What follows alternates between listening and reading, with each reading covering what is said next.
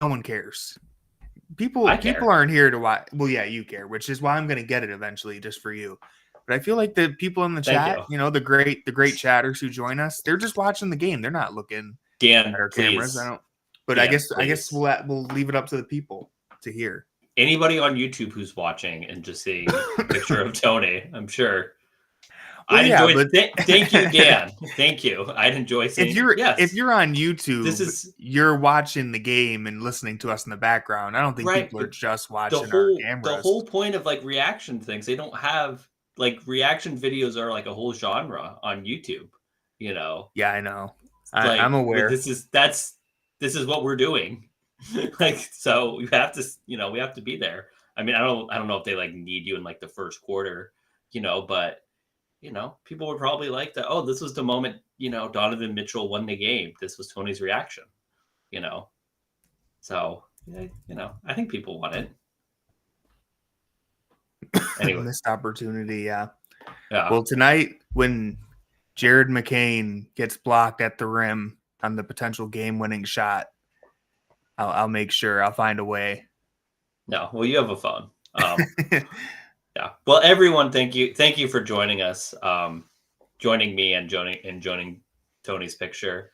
It should be this is a good opportunity for the Cleveland Cavaliers to get to 13-0. I believe they would be.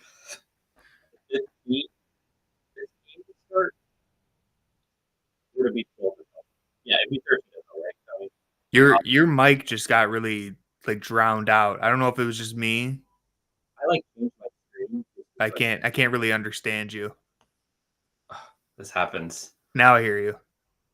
Yeah, I turned the stream on and then that happened. Anyways. Oh yeah. Their longest win streak in franchise history. What is it? Is it 13? Dan seems to believe. Yeah, I mean, Dan knows more than us. No, I think it would be the 5th longest streak start to a season. Here, I can check for like anybody, because that's on a Fear the Sword. There's an SB Nation article about that. CAVS. Okay, it says preview. It says 12 on Google, but I'm not. The Google AI is not trustworthy. You got to really dig deep. Yes, Google's very bad. It's 13. It's 13. They've done it 3 separate times: 2008, 2009, 2009, 2010, and then the 2017-18 season. The fact that Google sucks now is really a whole nother topic. One of these days. It bothers me to no end. Yeah, it's one thing that Twitter sucks. It's another thing that Google sucks. You can't even look up like who was in a movie. Like the cast is all wrong. It drives me crazy. Yeah, it's bad. Anyways, that we need to talk about the 2017-18 team that had 13 wins. That was like the Jose Calderon. Random. That was the Jose Calderon streak. I think that was when that was before the trades. Derrick Rose was in his leave of absence. Remember, he just left the team for a month and a half, and then Dwayne Wade. That was when Dwayne Wade was people were talking about him as 6th man of the year. Yeah, I was one of those people. Good, as you should have been. That's the LeBron in New York game, right? He had that was over Kristaps. Yeah, that was in that streak. So yeah, there was a lot of really weirdly good basketball in that streak, and then it just kind of disappeared. That might have been Ty Lue took a leave of absence, so Larry Drew took over a little bit. That might have been during that streak. It was just a lot of really weird things, and then the whole season went off the rails shortly thereafter. But Jordan Clarkson time, they still made it to the finals somehow. Yeah. Well, I mean, things got back on the rails right after Jordan Clarkson time. Remember, they beat the crap out of the Celtics, and then the Thunder right after that. So lots of Anyways, fun trip down memory lane. If they win tonight, they'd be the 1, 2, 3, 4, 5. They'd be the 6th team to ever win 13 straight games to start the season. Okay.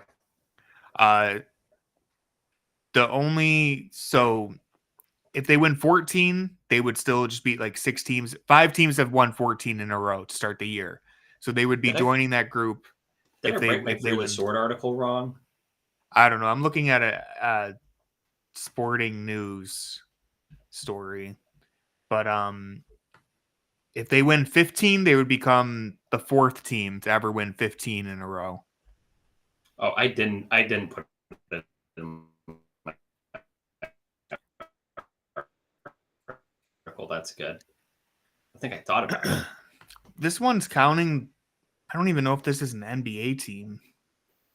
Lost the BAA finals. Was that the original?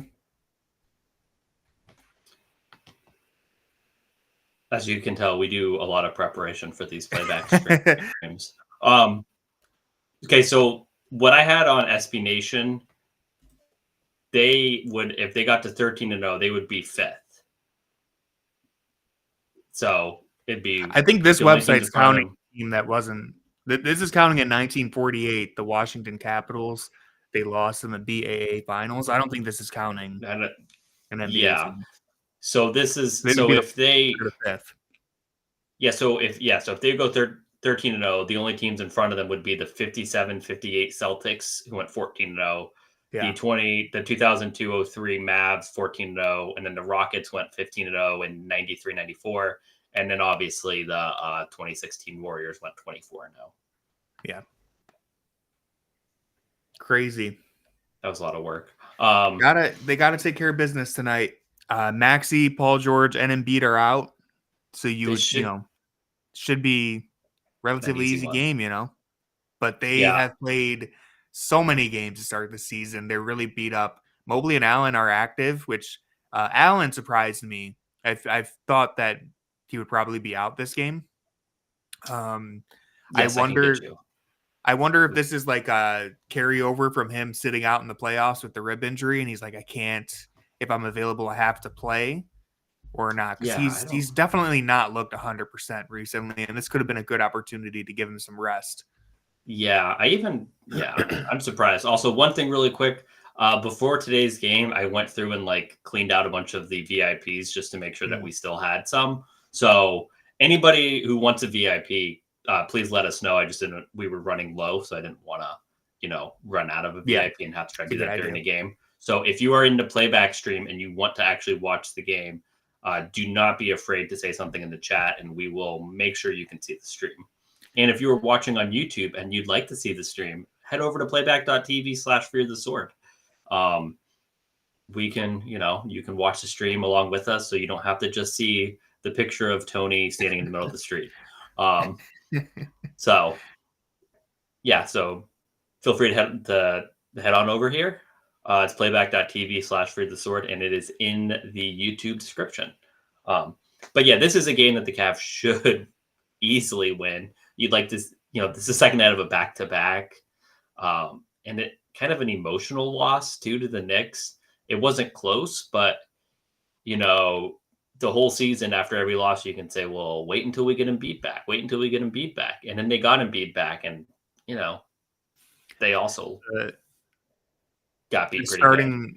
The starting lineup tonight for Philly is Kyle Lowry, Jared McCain, Yabusele, Caleb Martin, and Kelly Oubre Jr. So those are definitely 5 guys. Those are NBA players. Well, we were big on Yabusele. We bought into him a little bit there. Yeah, and during the summer. I'm kind of mad that they didn't. I feel like Kenny could have done something there. It would have been nice to have a backup big like that, Yeah, but it is what it is. Now he's gonna revenge game. Yeah, I mean, when you look at this starting 5, you never want to write off anybody in the NBA, but this should be an easy game. I'm gonna hope that the Cavs just take care of business and it's not a weird night. They should be able to crush this team. Nick Nurse didn't crunch the game film of a February game against the Bulls last year, where Andre Drummond got 26 rebounds. Yeah, I was glad. I was more glad he was out than anybody else. I was like, woo, all right, we don't got to deal with Drummond tonight. So McCain's averaging 22 across his last few games here. He's having a good rookie season. Get ready to learn Isaac Okoro, buddy. I'm surprised Isaac's still starting. Yeah, they're really rolling with this unit. Yeah, especially because it's not like Niang's lost any minutes. Ooh, good pass right there. All right, I guess Allen's fine. I guess he's good. You'd like to see more of that. That was a great play to open the game. Kenny's really been cooking on the opening plays. That was a really good pass to get it all started. I mean, Kenny's been cooking everywhere. He has been.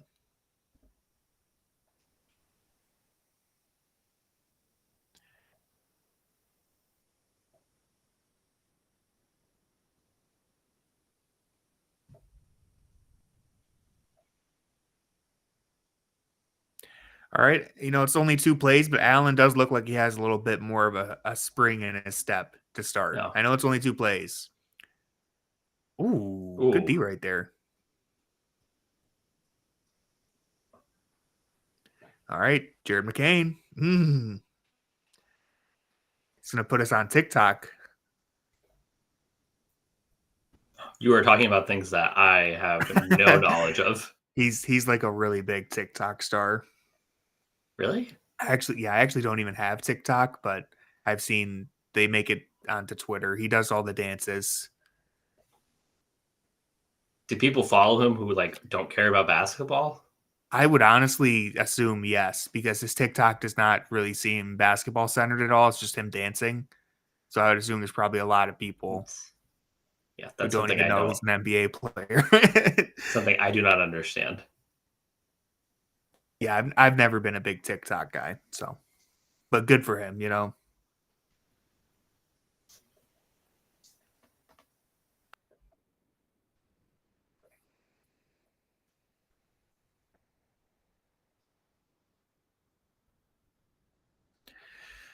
All right.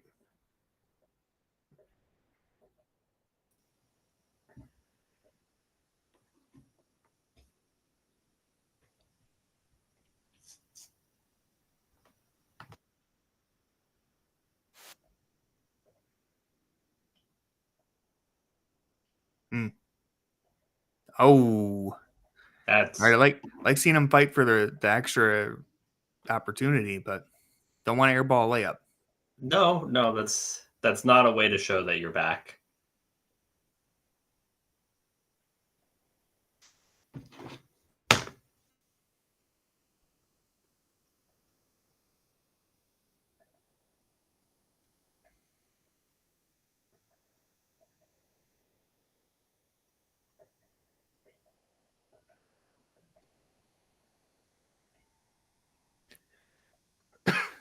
It's good defense right there. Stay with the quicker guard. Yes, it was.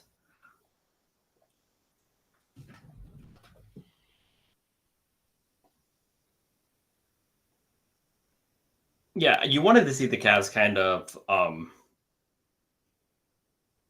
really enforce their will, especially early on. So, 2 minutes is nothing. 3 minutes is nothing. But you'd like to see them kind of establish their will really early in this game.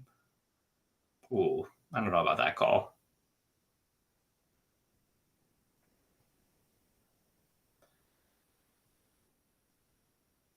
We do need to talk about how Darius has been a pretty solid screener so far in the beginning of the season, which isn't something that we have really ever said before.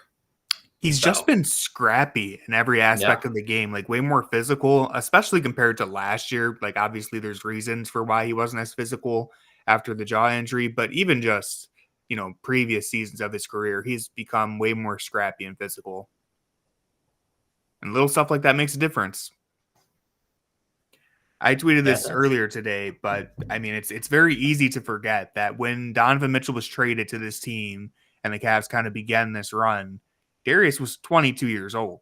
His birthday's in January, so it changes in the middle of the season. But he was 22 when the trade happened, turned 23 for that Knicks series. Then he's 23 for most of last year, half of last year, turns 24. So basically, the point is, it's easy to forget how young he still is. He's going to be 25 in January.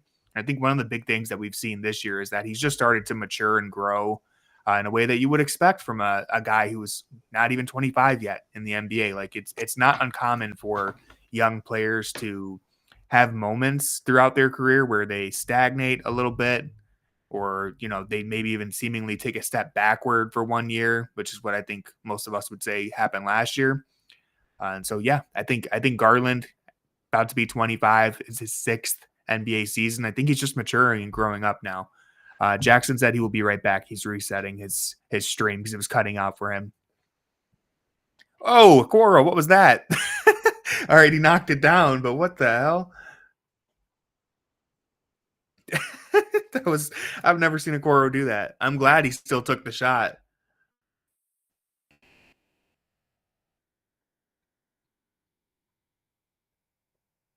Okoro toying with his food. Nice. Okoro's become a good enough shooter to be like, really? You're not going to guard me out here? I guess I'm going to take it anyway.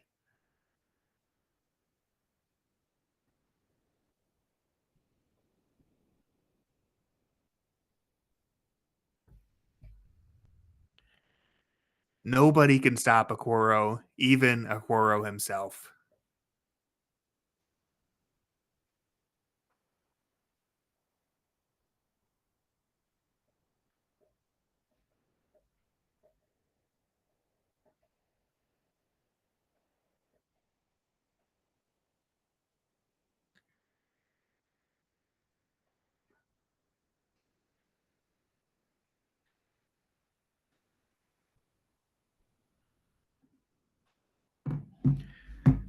All right, so it's 11-10 to start off. You know, both teams getting into the swing of things. Cavs process looks all right so far. I think Allen is off to the best start that he's had these last few games. He's really been struggling. If anyone wasn't keeping up, he was questionable tonight with a left knee strain. Obviously, he's playing, so he's good enough to go. But it did seem to add up that the last few games he's been struggling quite a bit, and it turns out there's some sort of lingering injury that he's going through. I believe Jackson's back. Jackson, you missed the Okoro 3-pointer. Oh, well, I'm sure I'll see one again next year. No, you won't see one like this. It was a special one. Off the dribble? He pump faked nobody, and then repositioned himself and took it. I'm uploading it to Twitter right now. Yeah, no, I think the broadcast said he had something on, like his hands were slippery or something because he was wiping his hands after. I trying to upload it to Twitter. It's kind of freezing up on me, but it happens.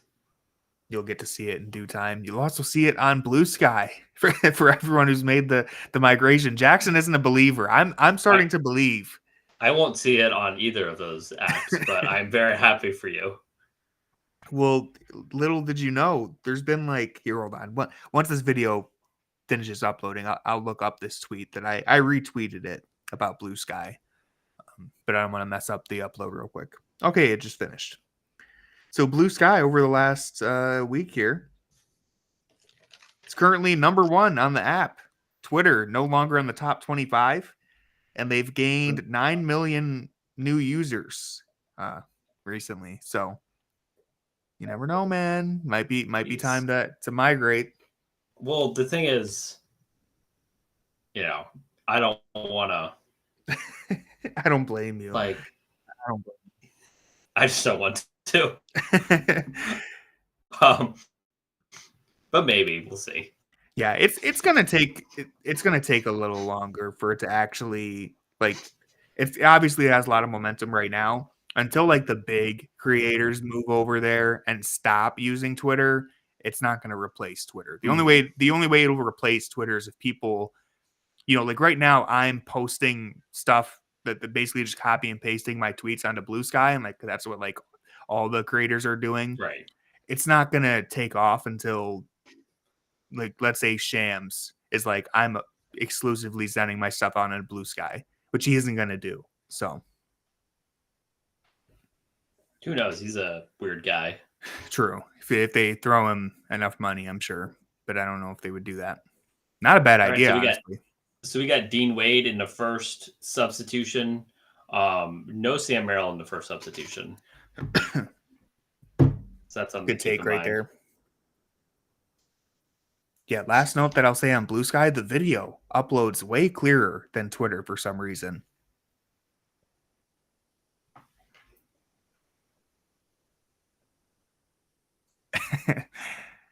Yeah, I've been handing out a lot of apologies recently, and I definitely owe Kelly Oubre an apology because I was really out on the Cavs potentially getting him like 2 years ago when everyone was interested in him as a target. And you know what? He's been pretty good for Philly. So definitely owe him an apology. Yeah, I mean, he was phenomenal last year. Yeah, one thing I will say is that I was watching the Warriors game yesterday, and this was like one of the first times I was watching a random NBA game where I wasn't either writing while doing it or on Twitter. And I feel like I'd like paid 10 times better attention to the game, not on Twitter. So yeah, I'll say it has some benefits to actually watching the game. It's definitely refreshing when you're not like writing about the game or being distracted, just locking in. There you go, Dean Wade. Look at all the good things that happen when Dean is in the game. I'm telling you, man, it's the full moon coming soon. Dean Wolf is getting his powers. Oh, Sam Merrill's out. Oh, duh. Just saw a Blue Sky post from Danny Cunningham. I don't know what they're called. Someone said Skeet. I don't think Skeet is the thing. I don't think that's not it. That can't be it. That's not it. Yeah, I forgot that he was on the injury report that I wrote up. Happens to the best of us. Happens to the best of us, yeah.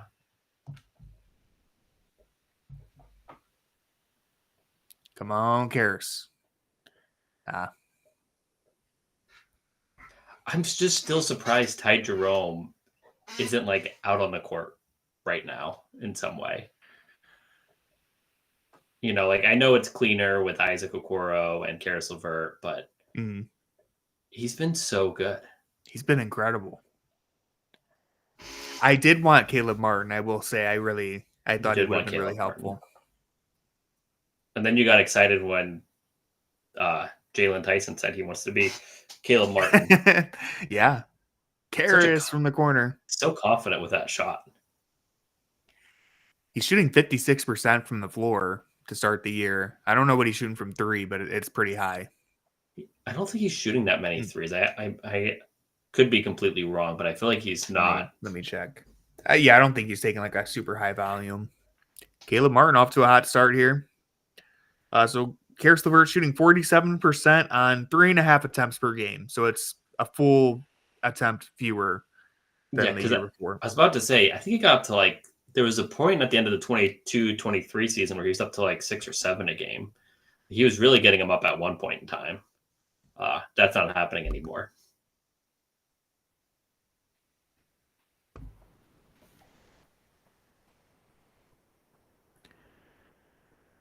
Here, I want to pull up the stat that Carter Rodriguez posted, just going over the team's touches this year compared to last year, because I thought it was very interesting. So last year, have you seen this, Jackson? Have you already seen this? No. Okay. Take a wild guess who led the team in touches.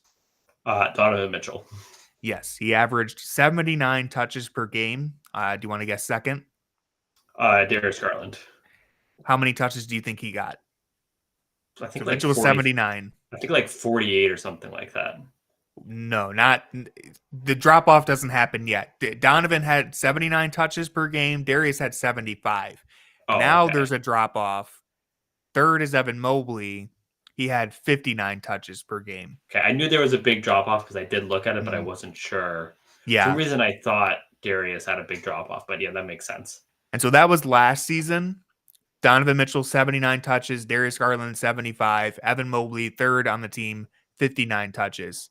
Do you want to guess who's leading the team in touches this season and where they're at? Probably Darius. It is Darius. How many touches per game? Probably, he's playing way less, so probably 65. 59.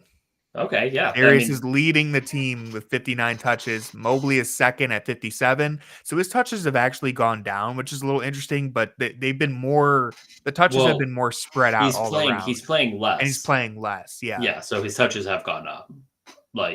Touches per minute, if that's a stat. If you could look at it, I'm sure you could actually look at it like per 100 possessions. I'm sure. Oh yeah, it would have gone up then because you can look at all those things per 100 possessions. Yeah, I'm sure it's definitely gone up.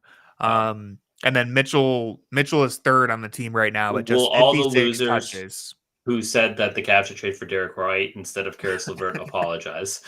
I would still rather have Derek White, but Karis has been balling. I don't even think at the time I think I wanted Karis over Derek White, so I've changed. I mean, there's like multiple games where Derek White's the best Celtic player out there. It's kind of insane. Yeah. Okay, last note on the touches, just because I'm looking at the screenshot here, trying to give you like a better sense of Mobley's increase. You're trying to silence Karis LeVert, but keep going. Mobley averaged 1.9 seconds per touch last year. That's up to 2.5 seconds per touch. So yeah, that makes sense. He's been a lot more patient. Yeah. And he's averaging like twice the amount of dribbles. He went from 0.8 to 1.5 per touch. So still not that many, but he's definitely the role has expanded and the Cavs are diversifying their shots and touches a lot more, which I think is a good thing. All right, let's lock in on this game now.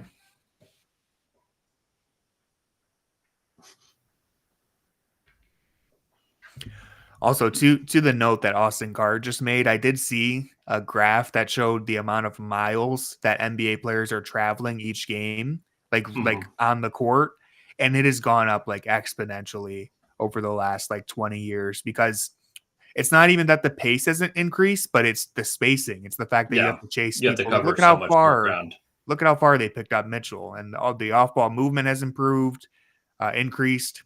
Yeah. And so it's a little foolish to be like, oh, back in the 70s, we didn't get injured as often. It's like, well, you were moving way less.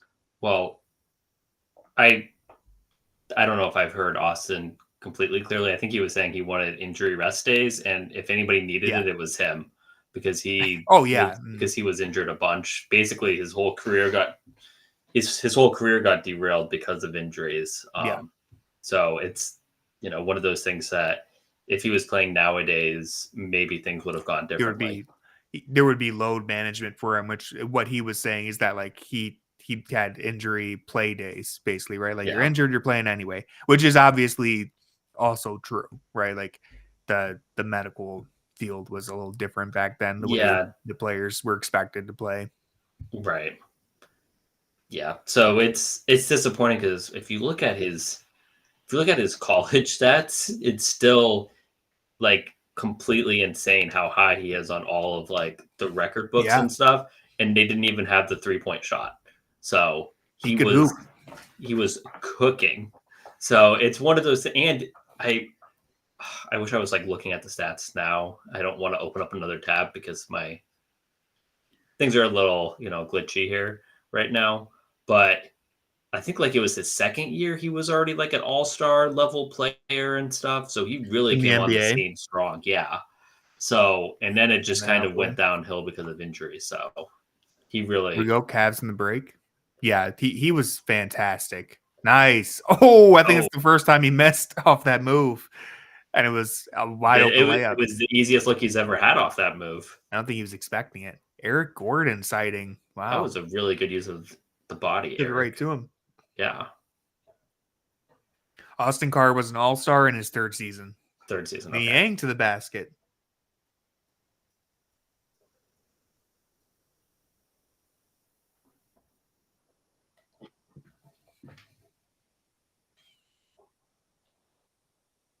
Yeah, he tried to do that. He tried to do it twice.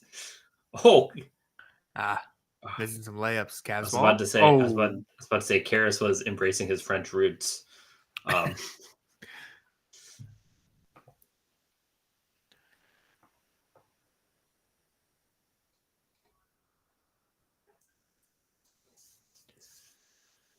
Celtics are losing again to the Nets.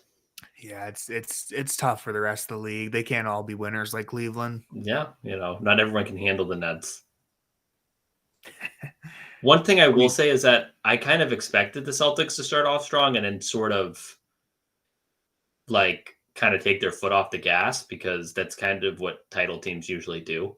They usually come out hot, especially like, oh, we just raised the banner. You know, you come out hot and then you kind of like coast for several months and then turn it back on in like March.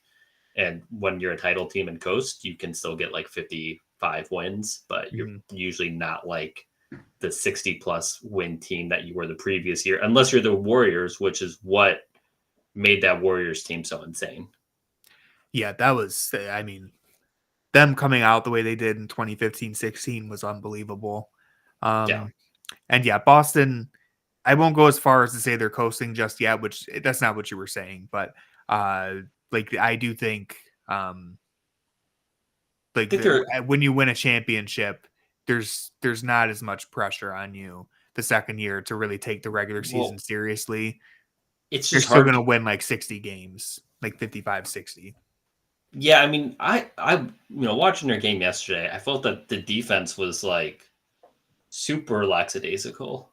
Like, not, obviously you don't expect like regular season. I mean, you don't expect like playoff level defense in a regular season game, but I thought that like just the effort on like some of the rotations and defending the pick and roll was just pretty poor, even by like regular season standards. Like the offensive execution is always going to be there just because their system works so well and everybody fits like super cleanly into their system that it's almost impossible for the offense to like not function. But I thought that the defense is where like things were just not where they could have been. Yeah. And that's kind of what I expect.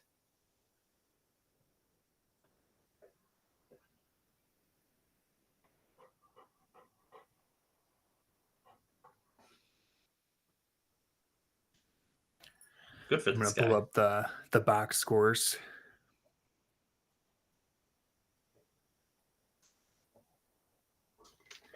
But yeah, you mentioned yesterday, which is a good point, is that Celtics lost their NBA Cup game, which means the Cavs, their path to winning, advancing to the knockout round really opens up there.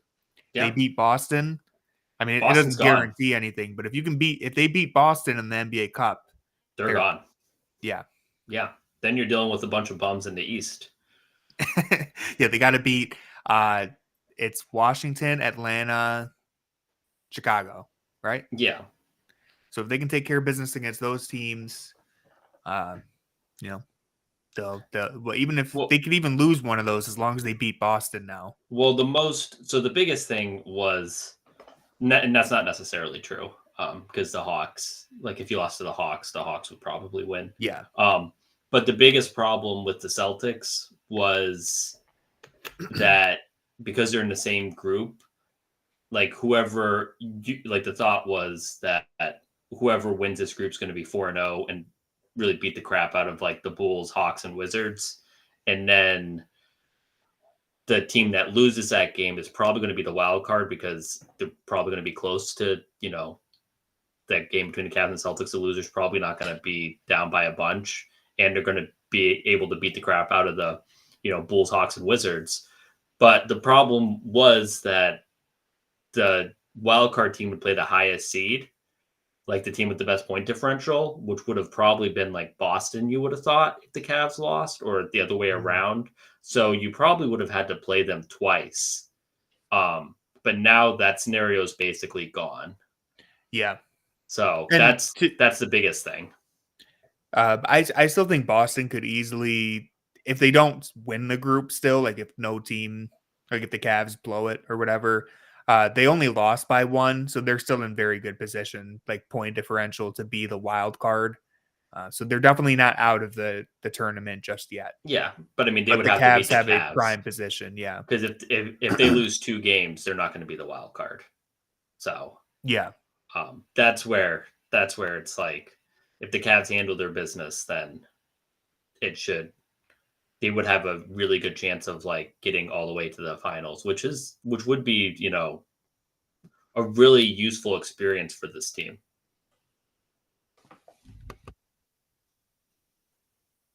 So we'll see how they come out on Friday. That's the first NBA Cup game. You'd like to see them, really take it to a team. They would have made it last year, but they kind of took their foot off the gas in the fourth quarter against the Pistons in like the first NBA Cup game that nobody kind of understood what was going to happen with it. And that ended up costing them because they needed to beat the Hawks by like 45 points or something stupid.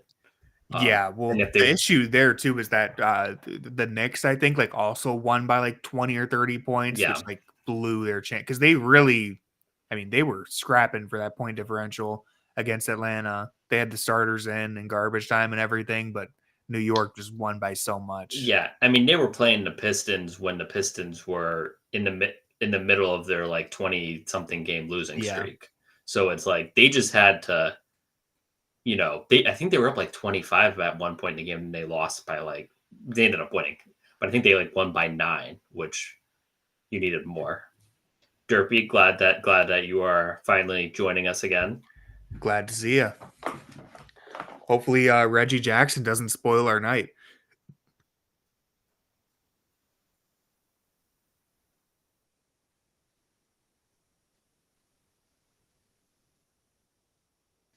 Yeah, you would have liked to see a better start to the game from the Cavs. Mm-hmm. I was hoping that this would be a game where the Cavs really just came out and, first quarter they're up 10, second quarter they're up 20, Luke Travers is playing in the fourth. I was hoping we didn't that kind of game. We didn't see Darius or Donovan get off to that really hot start in the first quarter that they've both one or the other has been really hot to start basically every game. Donovan fell asleep on that play. Didn't cost. Is that Craig Porter Jr.? All right. Porter Jr. That was a shock. I didn't expect him to be on the floor. Let's see what happens here. Well, hopefully if you're going to play 10 guys, another guard has to play, yeah? So, yeah. Hopefully since the 76ers are pretty injury beat up right now, the Cavs' depth in the end will end up, even if it's close through the first 2 quarters, by the third quarter, you'd expect them to separate themselves. It's not going to last all game. You hope. Yeah, you would hope, but things are not. NBA's weird. You never know.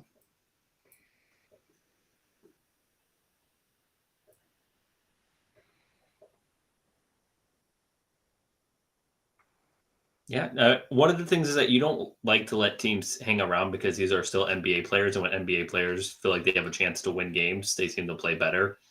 And, so I think that this is pretty poor start for the Cavs. Niang giving him some life, though. Yeah, that's what's been doing it recently. It's guys like Niang stepping up, guys like Levert, Ty Jerome, everybody on the bench, really.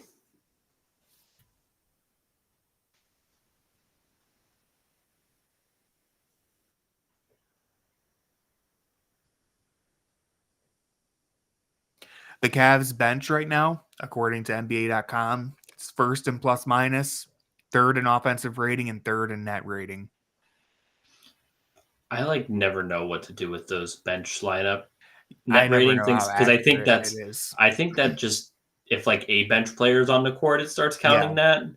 So you can get some weird, some not really useful data there. That's why I prefaced it's according to NBA.com. Yeah. And I don't really know a better way to measure that, but I don't think it's that good. But yeah, you almost never get full 5-man bench units. Usually there's a starter out there somewhere for most of the game. So it's hard to really what do you consider bench units? Right. Donovan and Jared are out there right now. Yeah, but you look at the on-off numbers for most of the bench players; they're pretty good, especially Caris LeVert. Yeah, this isn't a case where the analytics aren't matching the eye test at all. I think it was the year they lost to the Knicks, so 22-23. Their bench was first in points per game or something stupid. And I was their bench is not good. This is not accurate. Now I'm gonna have to look that up. There's no way that was the case. Maybe it wasn't for the whole season. I can check right now. I'll fact check myself. But I know for a while it was like really high in terms of points per game. They're not scoring the ball well. Only 32 points. No, they're playing like they know that the team they're playing against. Yeah. I mean, they are also getting good looks. So, you would like it that it should turn around. It's just you don't want to, you just don't want to leave a team like this in a game. Yeah, and the only person who needed a good field goal percentage regression is Sam Merrill, and he's not even out there. So, that's tough. Yeah, I'd like to see them get to the basket a little better. Okay, the Cavs bench in 22-23, it wasn't the points per game that I was thinking of. It was their plus minus. They were the 6th best team. And I was like, that's not accurate. Points per game, they were actually they finished very low. They finished 28th. So points per game, I was way off. But it was the plus minus that I remember seeing and being like, that's not accurate. I mean, I'm sure it's accurate, the number, but I'm like, their bench is not winning lineups very often.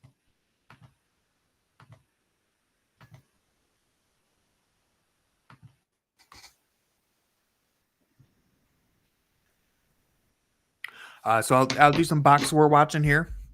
Cavs right now, they got just 32 points. I mean, they had 31 in the first quarter, so really they scored the ball well in that opening quarter. It's this quarter they only have 1 point in 4 minutes. They're being led and scoring by Jared Allen.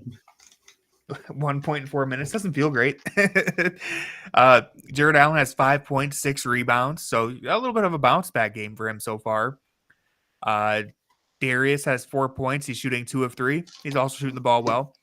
This is where they're kind of struggling a little bit. Donovan shooting 1 of 7, only 3 points, 4 rebounds, 4 assists. To be fair, he's making his impact felt other places, but he's really struggling right now. 1 for 7. He's actually the only guy on the team that's like legit struggling. Mobley's 1 for 3. Everyone else is shooting pretty decently. Like Dean Wade is 1 for 2. Niang's 2 for 2. Levert's 2 for 4. Okoro's 1 for 2. So, Levert has 7 points off the bench. Overall, they're shooting 12 of 27, 44%. The Sixers, real quick, they got 9 points from Caleb Martin. He's 4 of 6. 7 points from Kelly Oubre. And 8 points off the bench from Reggie Jackson. He's 3 for 3, hasn't missed a shot. So what they're doing now is they're 7 of 14 from shots at the rim, which is 50%, which is in the 6th percentile, which isn't good. That's what's kind of costing them because they're taking a lot of looks at the rim.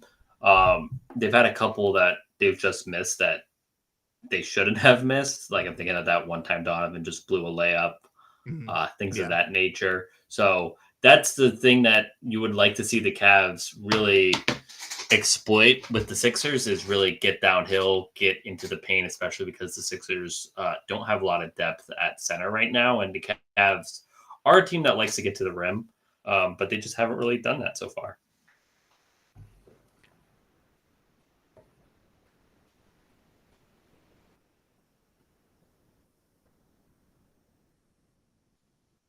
It's a good pass right nice there. Pass. Good finish from Allen. Definitely looks like he's playing more like himself. All right, come on, Craig. Let's get a steal. Get a chase down block. All right, good defense. Way to keep up on the back door right there. Jared Allen. Isaac Okoro is honoring himself being Woj's final Woj bomb with these kicks tonight. He's wearing shoes that have a little cartoon bomb on them. That's strange. Yeah, I mean, I wouldn't have an homage to Andre Drummond there. I like that. Even though he's sick, he's still out there. Yeah, you would think like a little like bird or something would have done it better. No, it's not Twitter anymore, man. You'd have to put an X on his shoes.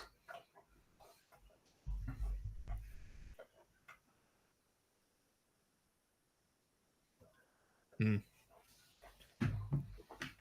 Yeah, it was a good look.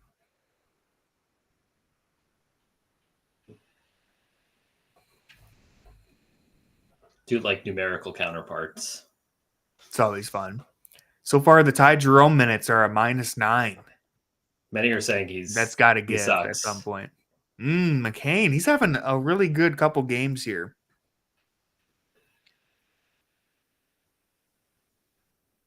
I would like him to cool off.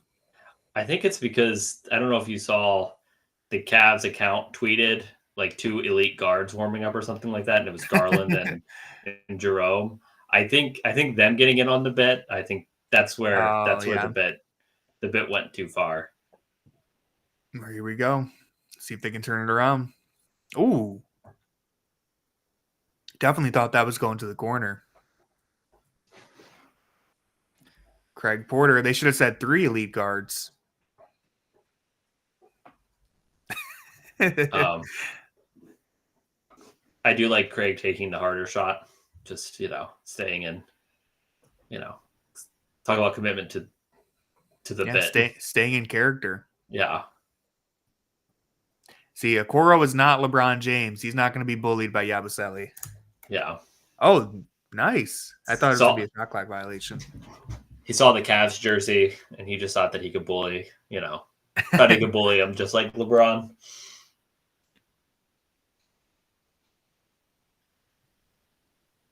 I agree, AC. Reggie Jackson was so confused. Like, wait, he dribbled out of the layup and then took that shot? Come on.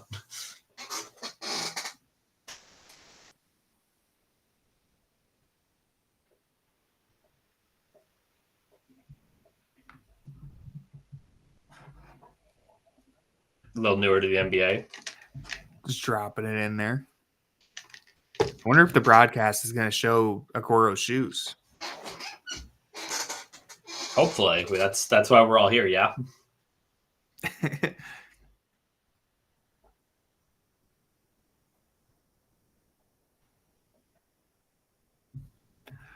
All right. Nice, Allen. Love when he's aggressive off that roll. Catching it up there, dribbling and attack. I'm not going to let you take the Craig Porter Jr. grade. Okay, that's fine. I'm not going to let you give him an A+. I'm not going to let you do it.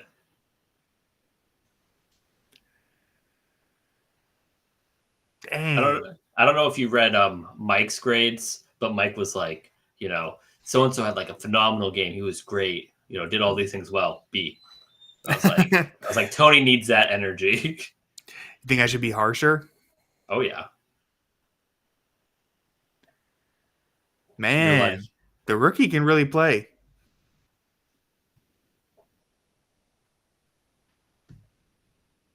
He's up to 16, yeah. 16, 5 assists already. Just some sloppy basketball happening out there for the Cavs. Yeah. It would have been crazy. Ooh, at the Okoro. I think he was out of bounds right there. Yeah, there's no way. If Kevin Durant can be 6 feet out of bounds, saving the ball, Okoro can get away with that.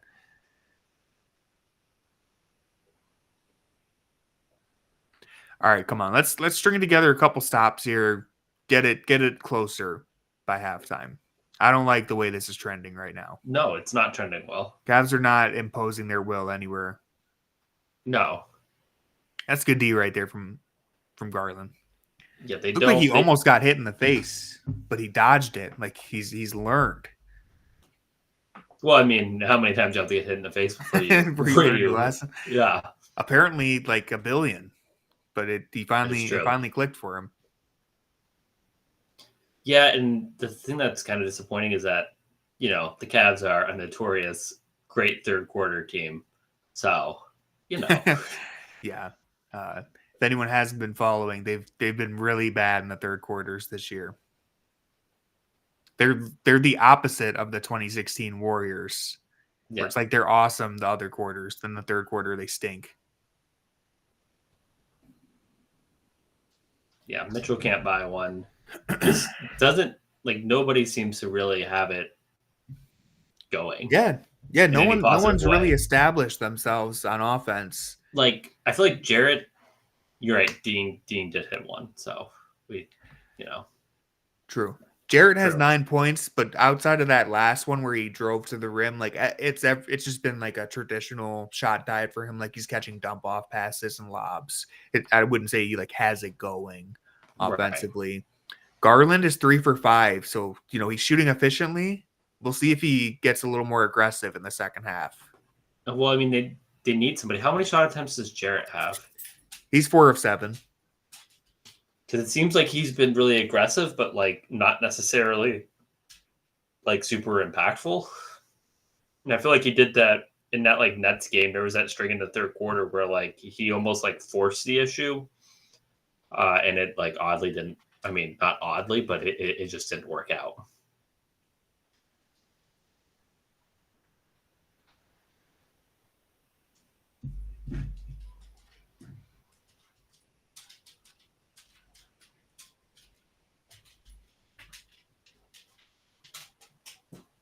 If you had a camera, Apollo could make a cameo here. But, Can you hear his paw prints right now? He's walking around the camera or walking around my setup. He's certainly not walking around the camera because he's walking around my chair. I thought that's why you mentioned him. Yeah. Well, yeah, I was saying we could get him on camera, but we can't. He has to make an appearance. Again, he cannot make an appearance because you don't have a camera. Well, yeah, he has to one day. LeBron James Monopoly board has been released. Okay. In case you were wondering. What's on the Monopoly board? I can't really see the board. Oh, I guess you can.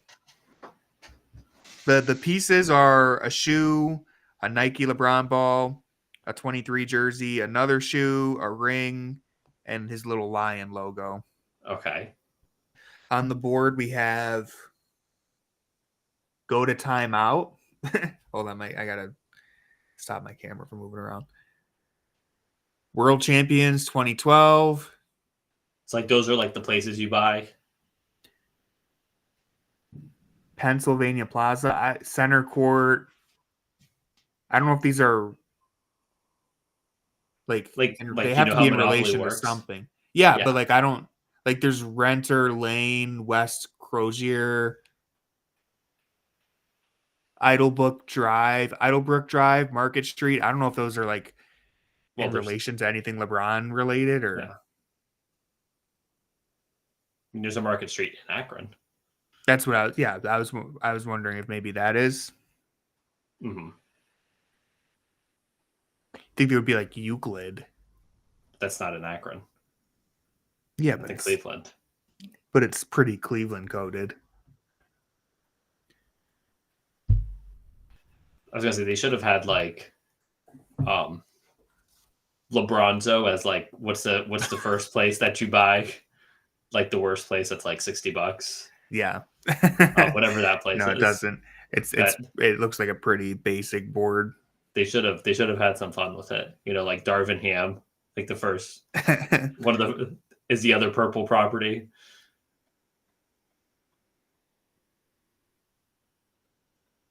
So, A good ball movement. Come on, let's knock down an open look. There you go. Here we go. He's got it going, I think. Save me, Darius Garland. We got you, Mr. Benjamin. Okoro has it going too. That 3-pointer he had earlier. He stays hot all game. So whenever they're ready to give it to him again. The 2-3 zone worked out again. We like that. Kenny really wants to make it a thing.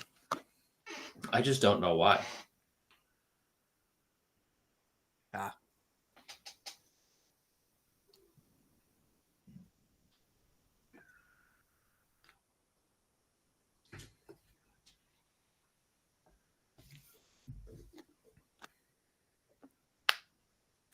All right. They get a stop. Let's see if they can capitalize on this. 44 has to be like the lowest they've scored in a half, or would be the lowest. Yeah, I think so. think the second half against Golden State was pretty low. Yeah, but that's a unique scenario. Oh, nice pass. That was a really good pass. Yeah. See if Mobley can knock down 2 free throws for me. Just for you? Yeah. I really need him to start knocking down free throws. Really? Is there something? Do you have like a bet on this or something? No, I just feel like he's been leaving some points at the line sometimes. I mean, he's shooting. I'm sure he's shooting well. He's never been like as good of a free throw shooter as like you would, hope. Yeah. He's actually shooting him at 78% this year, but previously his career high was 71%. So I want to see him continue the trend. Yeah, and please stick around for halftime. We will be talking about the LeBron Monopoly board more. So yeah, I actually have a board ready to play right now. Again, this is where a camera would come in useful, where you could say, "Here's my Monopoly board," and then people would know that I'm lying.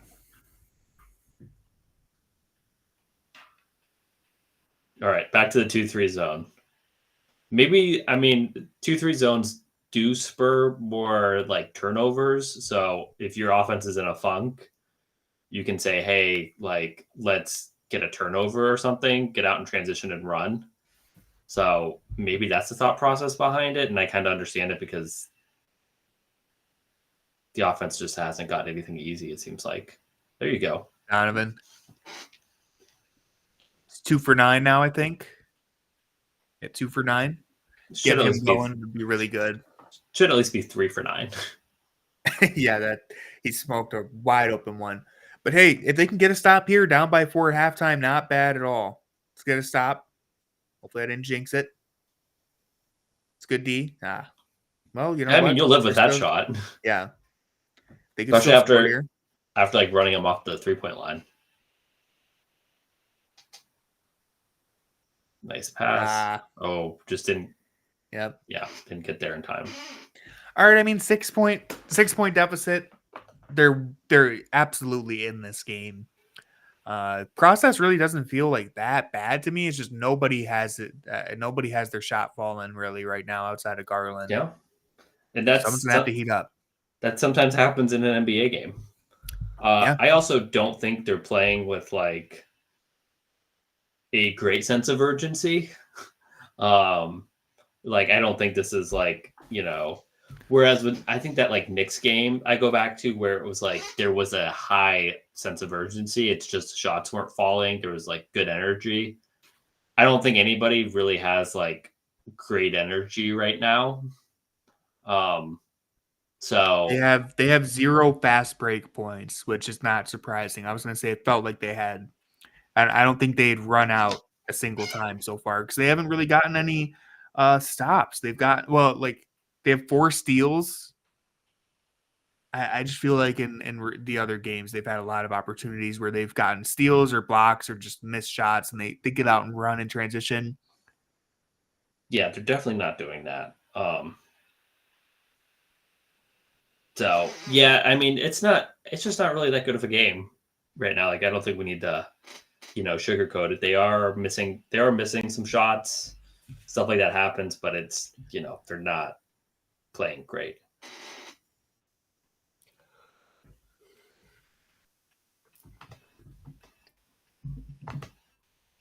We will be joining the Pacers and Magic. All right.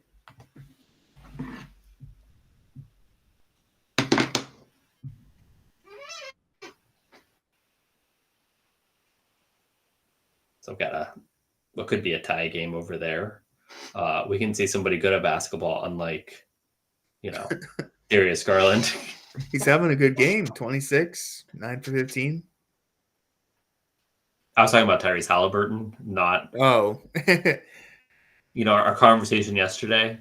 Yeah. Well, he was on the screen, so. I know who was on the screen, but I figured you would still put the context together.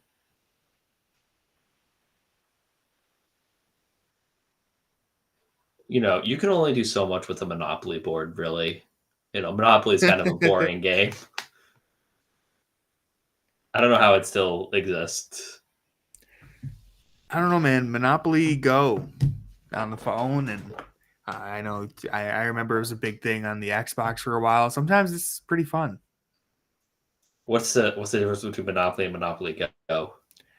I just know it's on your phone. I think that's all. I think it's just like you Okay. take it to go, right?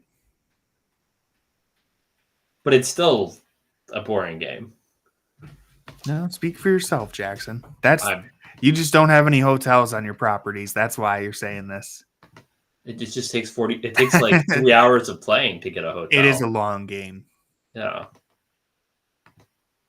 but it can be fun. It's been a long time since I played it. All right, what's the difference between Monopoly and Monopoly Go? Are you looking it up? No, I'm asking the group. Listen, this computer that I have here that I use, typing on it is hard enough. So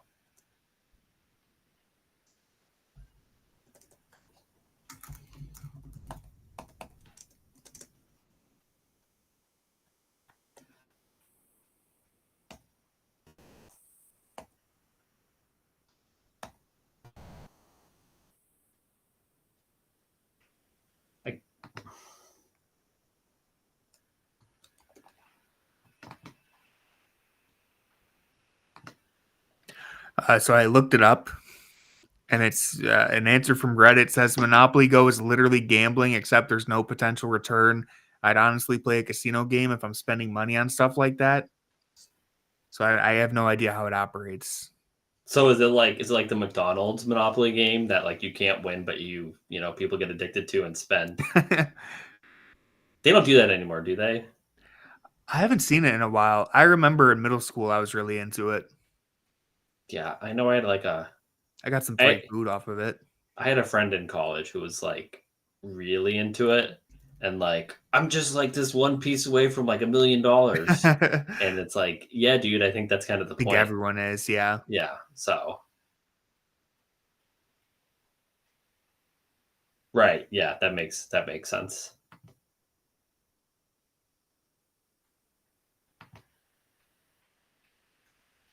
The votes are in. Fun. The decision desk cannot call it. I didn't get to vote. No, the vote's still live. You can vote. Oh. The decision desk hasn't called anything, but the voter turnout, not getting what we wanted. Voter. Yeah, the undecided voters are breaking a way that we didn't anticipate. Monopoly is fun. I don't even think this is up for debate. That you don't have a game that lasts decades if it's not fun. I mean, yeah, we do. It's called Monopoly. Like a single game. Give me a better board game. Listen, all board games suck. So maybe that's now we're really getting crazy. I mean, dude, Trivial Pursuit is pretty fun. I mean, Uno's not a board game, but Uno's a banger. Uno's a banger. Is pretty fun. These games all suck. Secret Hitler is pretty fun if you've ever played that. I have not. Sounds like a crazy game, but sounds like pretty fun. Sounds like a game Tony would play.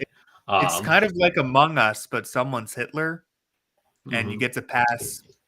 Like, you don't actually pass policy, but like basically, you don't know who it is, and whoever you have to try and pass either liberal or fascist policies. And if the fascists win, then Hitler obviously wins. And if you manage to figure out who Hitler is and kill him, then you win.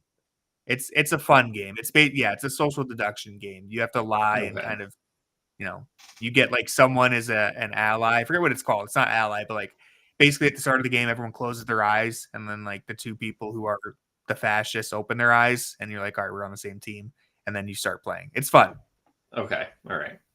Maybe I just don't have enough friends to play board games. Well, I haven't played in a long time. Okay.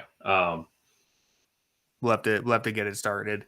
Fear the Sword game nights. I mean, we certainly don't have to get it started. It's certainly not something we have to do. All right. 4-2 right now. The yeses are winning. Don't like that.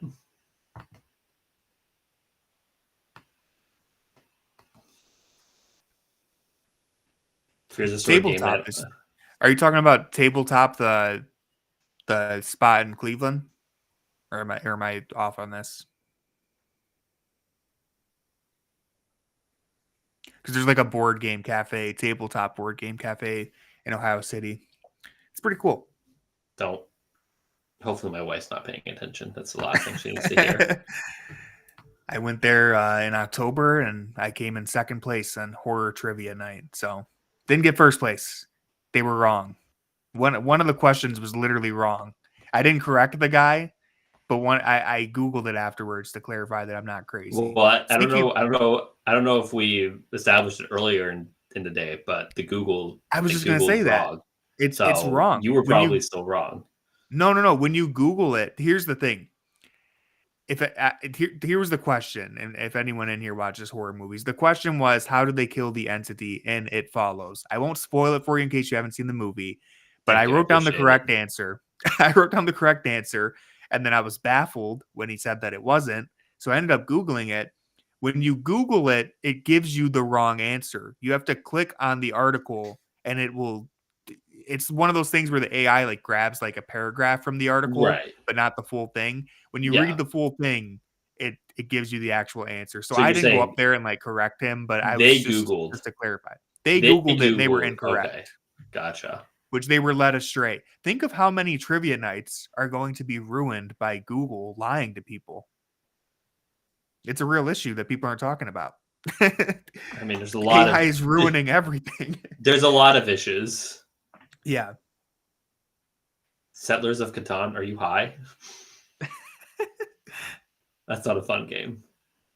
I've never played it. I played it once. Probably the person explaining it, the rules, didn't do like a great job, but I did not have fun. Yeah. I don't know what the mind is, so. I used to play Clue a lot when I was a kid. That was always fun. I'm glad that you know. Yeah. Such a fun game. Clue's not fun either. Sorry. Are there any board games that you like? No, I already established no. There's got to be honestly, probably like Monopoly. And I hate it. I'm sure there's some good Star Wars themed board games that could win you over. We were doing some like Star Wars tabletop games in like COVID. And that was fun for a minute. And then I was like, why am I doing this? This sucks. So it seems like I'm on the wrong side of this according to everybody else. Yeah, I mean, board games are fun, man. People love them. What's wrong with a good board game? I mean, you've played Uno. Uno's fun. Uno is fun if you're like a 6-year-old, Tony. Wow. That hurt. I'm just saying, you know. YouTube says Dungeons and Dragons. I've actually never played it, but respect anyone who does. Never heard of Warhammer or Blood Bowl. But those sound interesting. That's, that is fair. Or Blood Bowl. Why did I say Blood Bowl? Blood Bowl. I don't know what that is. Yeah, I've never heard of it, but another bad take for Jackson added to the list. Anti-board game. Who would have thought? I mean,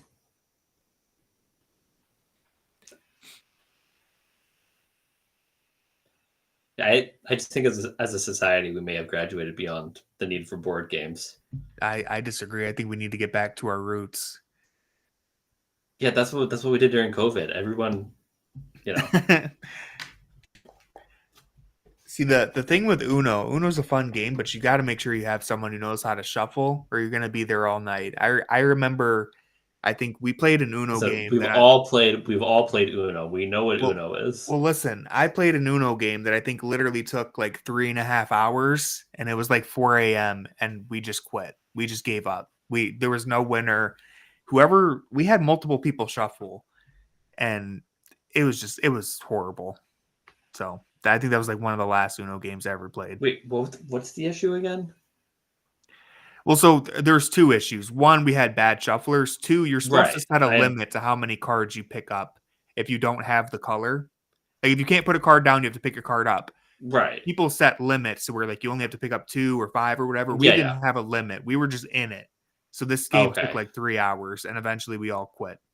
I've never had that happen. We got very close. There was multiple Unos where people were on their last card, and then they had to pick up like 12 because they just couldn't. That's never fun. It was brutal.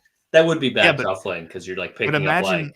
Imagine winning after 3 hours, just in the trenches in Uno, and you finally get the win and be like the exhilaration. The thing is, like, it's just luck. I mean, there's like a small bit of strategy. Again, a small bit of strategy for like a 6-year-old. Yeah, no, there's not much strategy there. Yeah. YouTube says I read Jackson is a lawyer. Is that true? Does Jackson make him pay? He didn't add that extra part. I added the last part. But I do not make him pay. I am a lawyer though. I don't make anybody pay.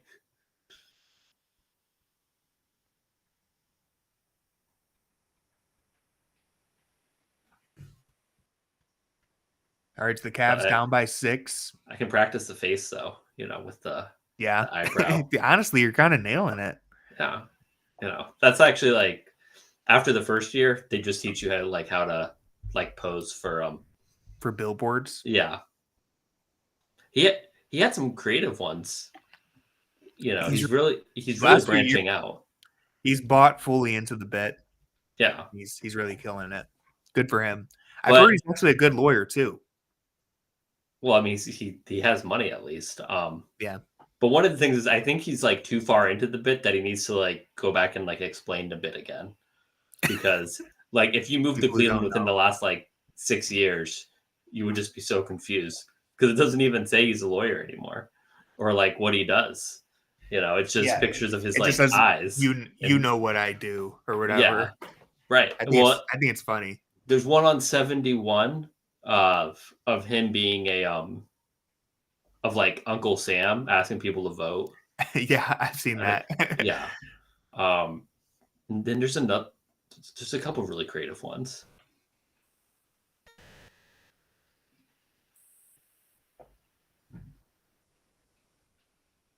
All right. So did the Cavs break out of it in the third quarter? Do they actually have a good third quarter for once? If they were ever going to have a good third quarter, it seems like this would be the one. Yeah. I mean, listen, I'm not going to complain when the win streak ends because 12 in a row was fantastic. But I would really like it. I would like it not to end to the 76ers who have they have like 3 NBA players playing. Well, a little more than that. They have some legit guys out there, but their whole team Kyle Lowry's starting. Come on. Yeah, I mean, he's a champion. Yeah, part of a champion. I mean, Matthew Dellavedova is a champion. That doesn't mean that he's giving you good minutes. I wouldn't want to have him out there for either team. Yeah. Are you saying he's dirty? No. I would never accuse Delly of that. If you were watching on YouTube and you would like to watch along with us, head over to playback.tv/Fear the Sword. You'll be able to see the stream. Or you can just hang out on YouTube if you just want to watch it on a second screen. And if you are watching on playback and you need access to the stream, let us know and we can make sure you can see the game along with us.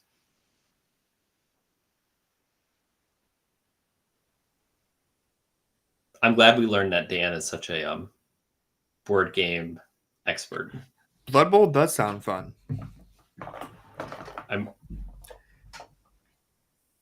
You don't even like football, though. Yeah, but it's with fantasy characters. Well, you don't really like fantasy either. But it depends on what kind of fantasy we're talking about. I know plenty of fictional characters.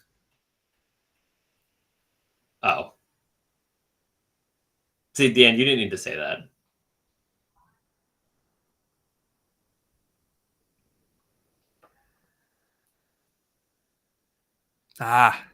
See, yeah. Kind of grifting just a little bit there. Is that Isaiah Mobley? Isaiah Mobley sighting. Saw him in the stands. Oh, in the stands, yeah. Because I was about to say he's can't be playing. Like he can't be on the bench. He had a red beanie on. If they show him again, With Isaiah Mobley. He's behind the Cavs bench with the red beanie. You can kind of see him by the official. Literally one of my Captain favorite support. people. Oh, I see him. Okay, yeah. You could probably hear him if you really listen. Probably so annoying to the Cavs.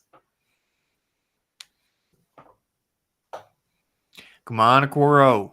Put the clamps to him. The rookie has been too comfortable tonight. Nice. Gave him nowhere to go on that drive. Come on, layup for Mitchell. Nope. Lowry is a tough guy to move.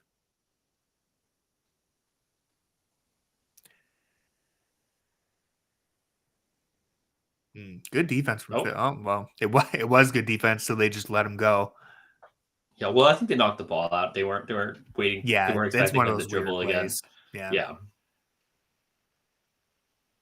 Yeah, John Michael's on top of it. He knows.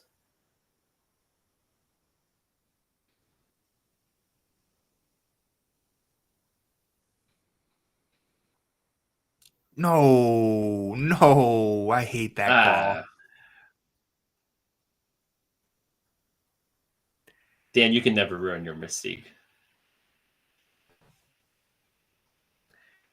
I'm not a fan of that call. I hope they show a replay. I just wish they had an Isaiah Mobley cam. Yeah. Here we go. I just you can't see anything from that angle. Yeah. But it didn't look like his arm. It didn't look like he even was like in the cookie jar or anything. Looked like he just put his body into him and then cocked his head back.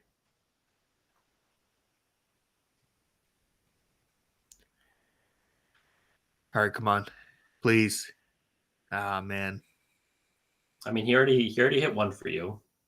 I think John Michael just said they've missed 11 of their last 12 three-point attempts.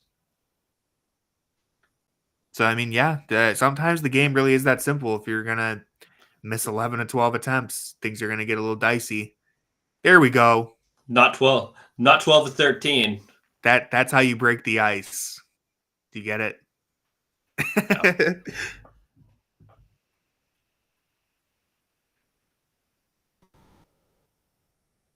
Are you still laughing at your joke?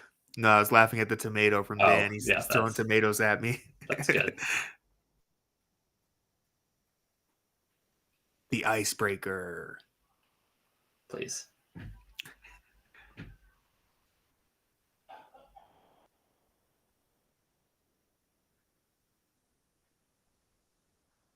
All right, a little more energy, it feels like, on the defensive end. Coro's really getting into him there, taking this personally, maybe. I'd like to see him get downhill and First get to the run basket, out. though. Come on. Ooh, got to keep the ball high. Come on, Mobley. That's what we're looking for. Now there's some energy here. Is Isaiah celebrating or is he not celebrating? I'm going to assume that he jumped out of his seat for that one. He's a big jumper out of his seat for Evan.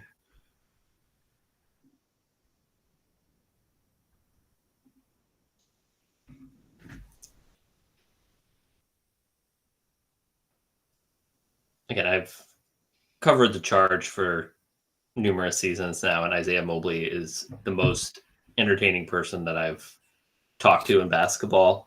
I don't know if people have. I always say like Evan is really quiet, but Isaiah does like all the talking for Evan. And I know I've said this like a million times. Oh, I've said this a million times, but if anyone's seen the Key and Peele skit where like they have Obama and the Obama anger translator, like Isaiah is the Obama anger translator for Evan. You know. Nice. Here we go. Cavs are rolling now. Storm back to take the lead. This is what you wanted to see, them come out and kind of, impose their will. Spell. Yeah. Ooh, that was a nasty crossover. Yeah, and I mean, when a team has no rim protection, you'd like to see this happen, especially in a day where you're not hitting your outside shots. So you really like that. But Isaiah has in the past, I've asked him, remember the Kendrick Perkins, where the hell is Evan Mobley?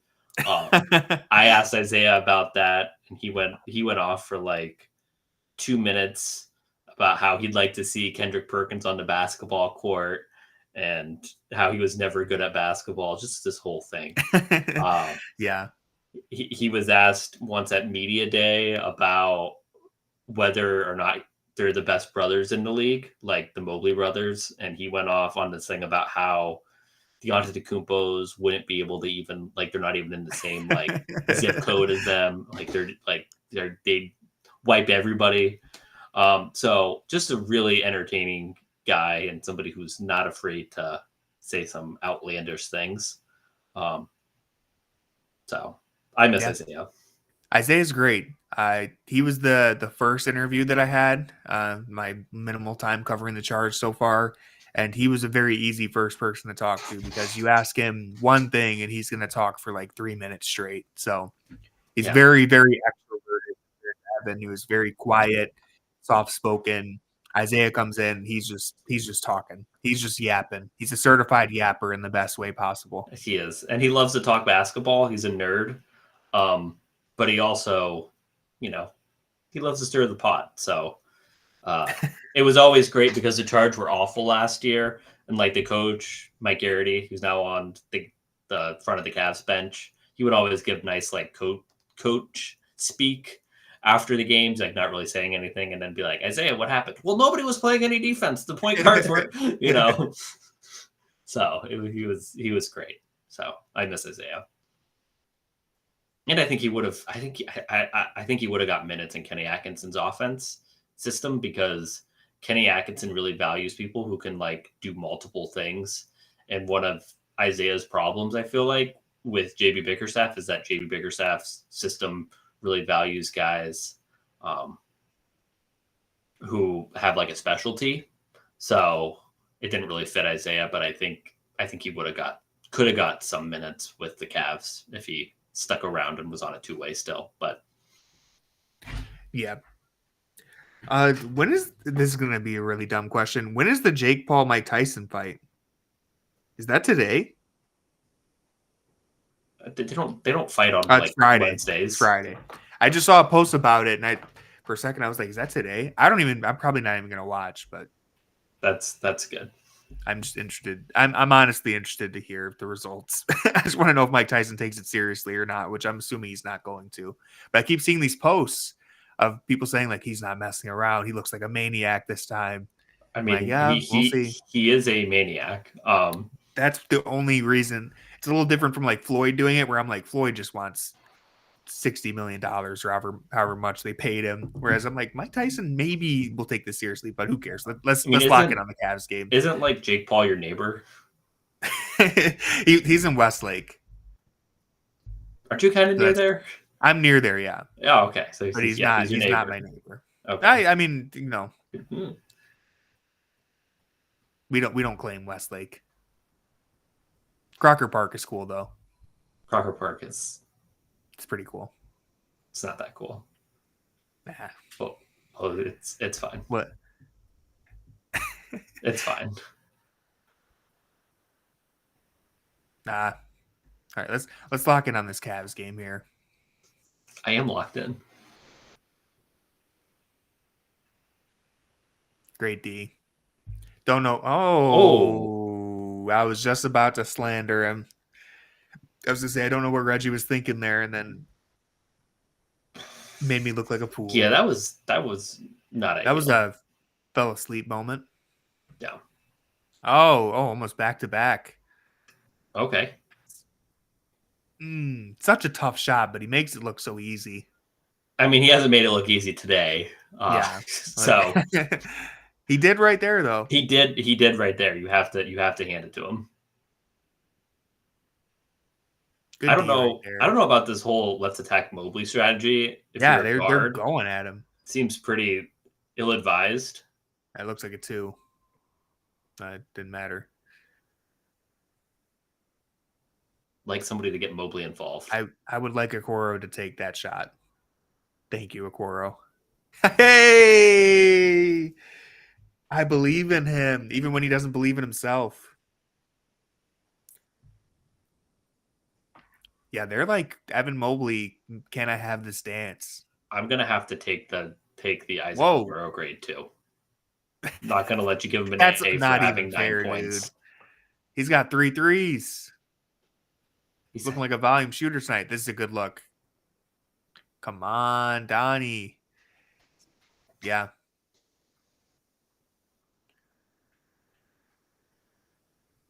Dude, do not test ice down there. Great defense. All right, I'm going to need you to calm it down, okay?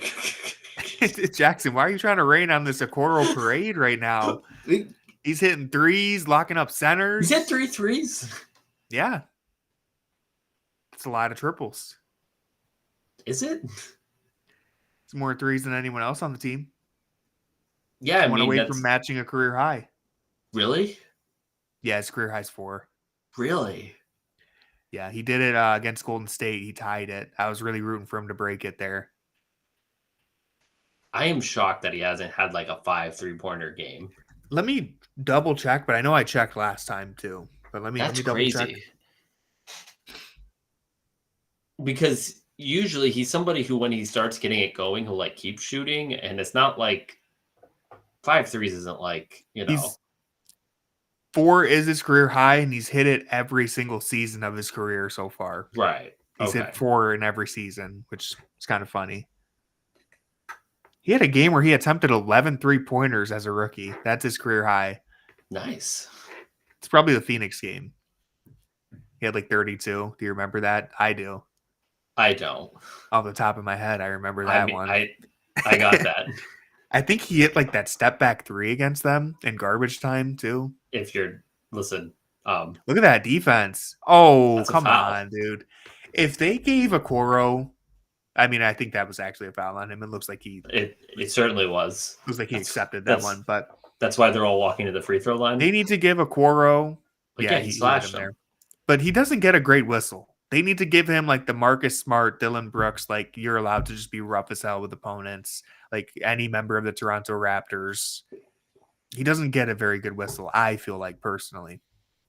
Well, I think the difference between him and the people you mentioned is they all have like better hands, in the sense that like Isaac doesn't really get a lot of steals in that way. And I feel like if you get steals with your hands, you can be a little more handsy.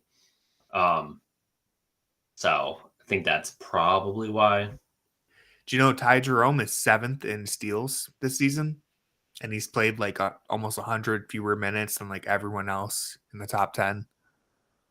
Really? Because last time I looked, he was like 24th, but I didn't look after last game. I looked this morning, and he was 7th in total steals.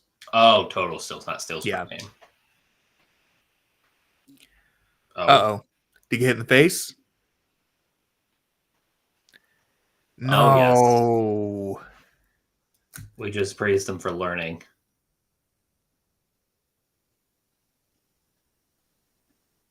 Dude, what? We got to stop. The NBA needs to do something. He just needs to wear a mask. He really should. Where it happened right there? Okay. Yeah.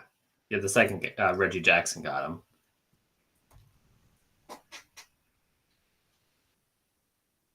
Yeah, that wasn't on the face. The second one was on the face. Raked him across the face.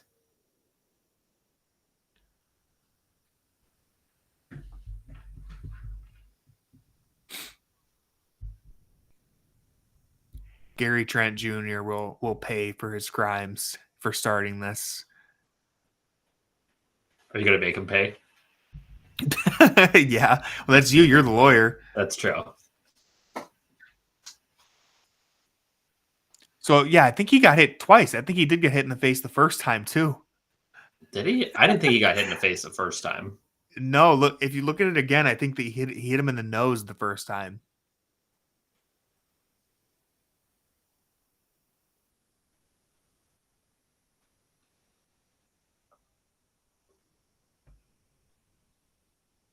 Many people are, after I wrote that article, everyone said, oh, Darius Garland's a closer.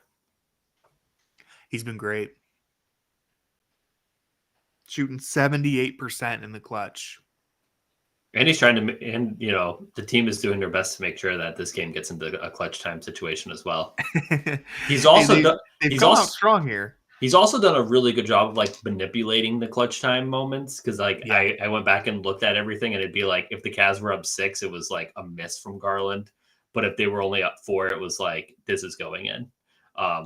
So that's something to keep in mind as well. He's juicing his numbers.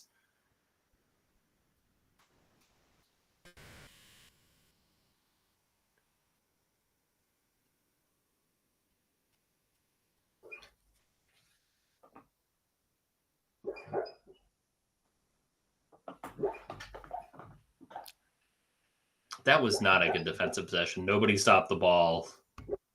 Yeah, that was pretty bad.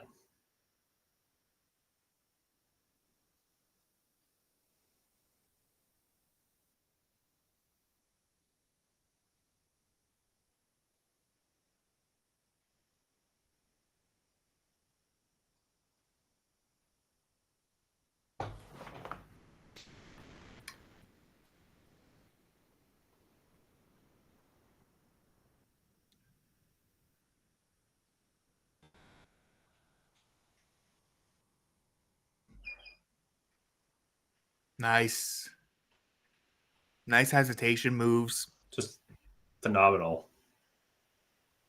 I'm gonna look at the next time out and just see what he's shooting in the paint because I feel like he's having a really good he's start shooting to the really year. good. Yeah. I want to do something about a short mid range. He's finishing like 75% in the short mid range, which is like mostly floaters.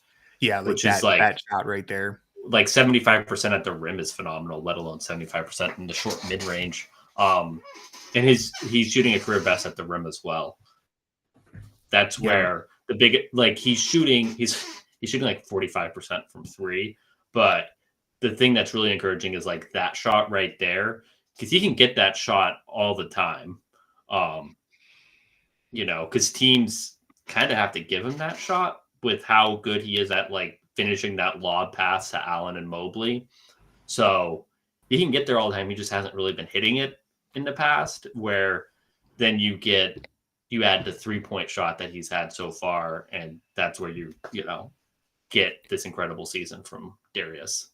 Yeah, I have the numbers. I'm gonna read them off right here, but also just wanted to mention the Cavs in the third quarter. They're winning at 26-17. So it's still a tight game, but they've responded here with a pretty decent start to the third quarter. So Darius Garland, he is shooting 69.6% in the paint. That's the 96th percentile.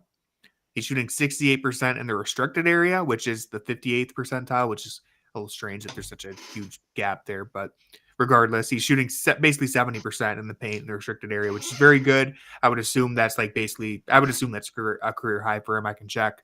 He's shooting 78% on floaters.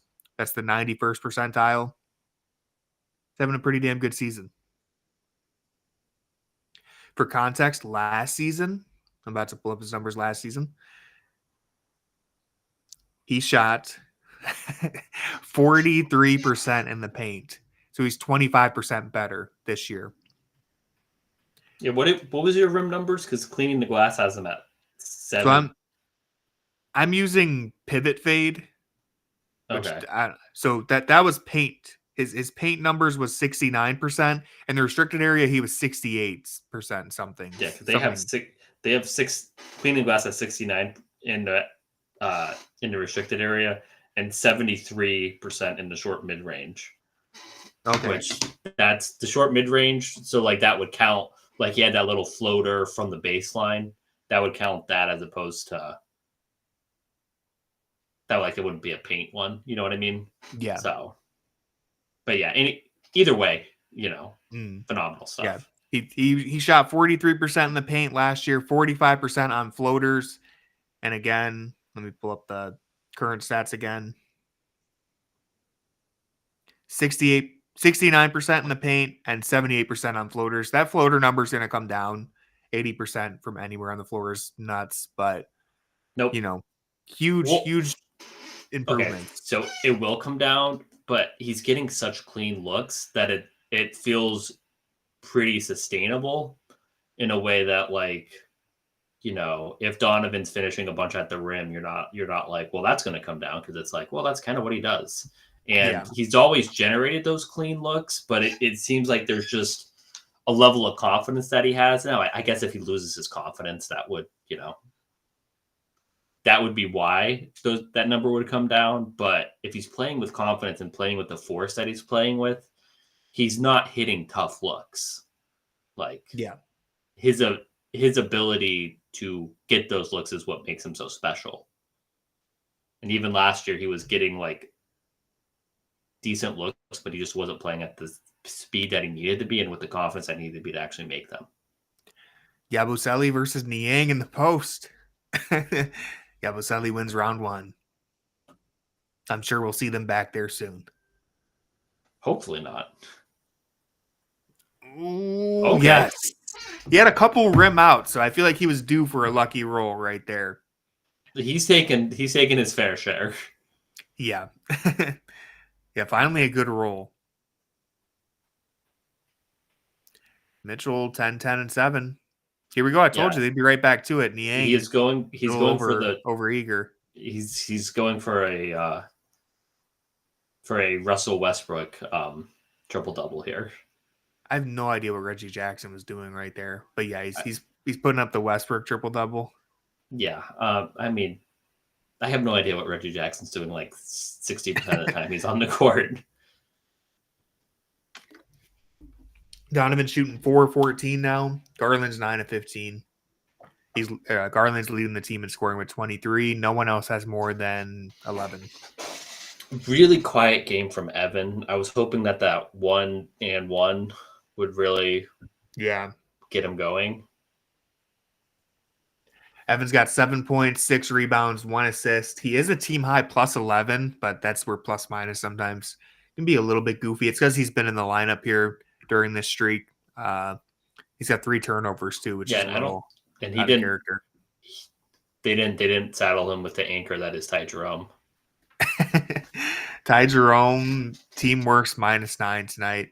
0.0 everything. He's got 2 turnovers, 0 everything else. So you know what? Will you apologize? No, I won't. Okay, I'm just asking. He's still a good player. He's just, it's tough when Kyle Lowry's out there guarding you. That's Reggie what everyone's saying in 2024. Yeah, the Reggie Jackson, Kyle Lowry backcourt really took it to him tonight. Yes, that's what people keep saying. Eric Gordon too. I don't know what year it is, but just ask the Charlotte. Just ask the Charlotte Hornets. They will let you know that the Sixers backcourt is what has broken them. Looks like the Celtics have woken up. So for anyone who cares. What was the score? Dang, New York's down 21 to Chicago. Dean Wade. Yeah, well, almost forced a turnover. The Bulls suck. Everybody knows the Bulls suck. Also, the Derrick Rose battle. Bang! We got the first bang. Evan 6 of 6 from the line tonight. I had to manifest it for everyone. He's doing it just for me. You did manifest it. You said, Evan, I need this. I said, why? I think Dean, you didn't need to jump on that. I think Tim Bontemps might be at this game. That's why Evan is sucking outside of the free throw line shooting. We'll have to. I'm not 100% sure he's there, but he was tweeting about the injury reports and stuff, and I think he worded it like he was hearing from the team. We will have to.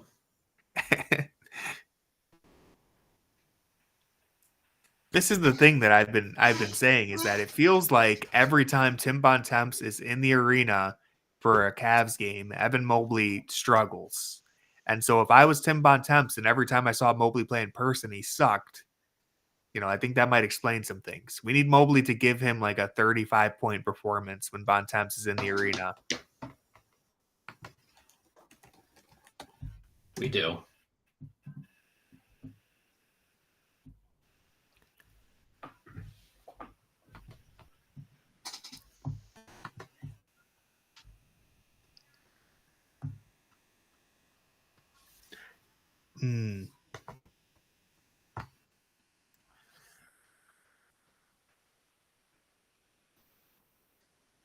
Ooh. That was a wild pass. Seems like he could have just hit it to Mobley there. Ooh, that was tough. Just really, really making Painful things possession. a little tougher than they needed to be. Yeah. I mean, like Dean even could have taken that 3 above the break at the start of everything. Still up by 6, though. You know, they did turn it around this quarter, despite the process still not, or the results just not feeling that great.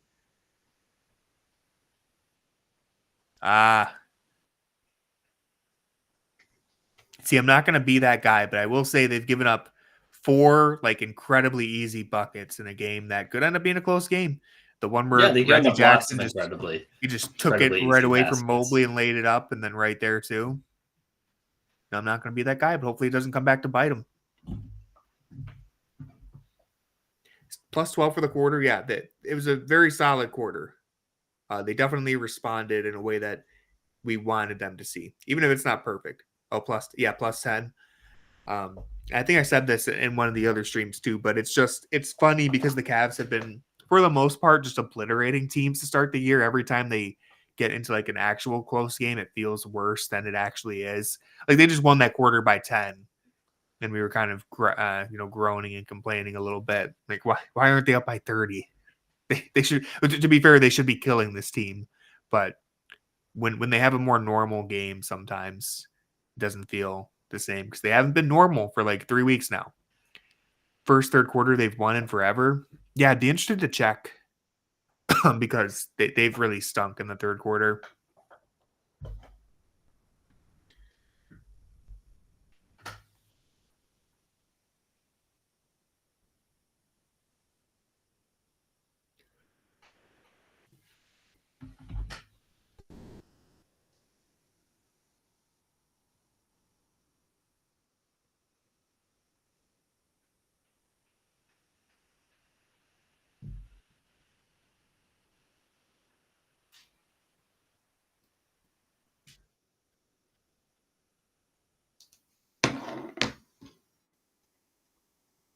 Yeah, I mean, this isn't a game that you necessarily feel great about. But over an 82 game season, you're going to have games like this. It just feels like that's like 4 games in a row that has happened. So not 4 games. This is the 3rd game in a row. Do you think Isaiah Mobley confronted Tim Bontemps? That's something to think about. Yeah, we got to get to the bottom of that.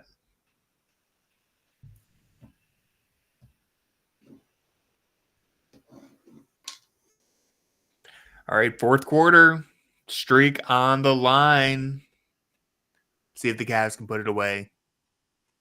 Become it's the 5th team, right? That's what we've decided on. We figured out the correct history. They would be the 5th team to be 13-0 ever.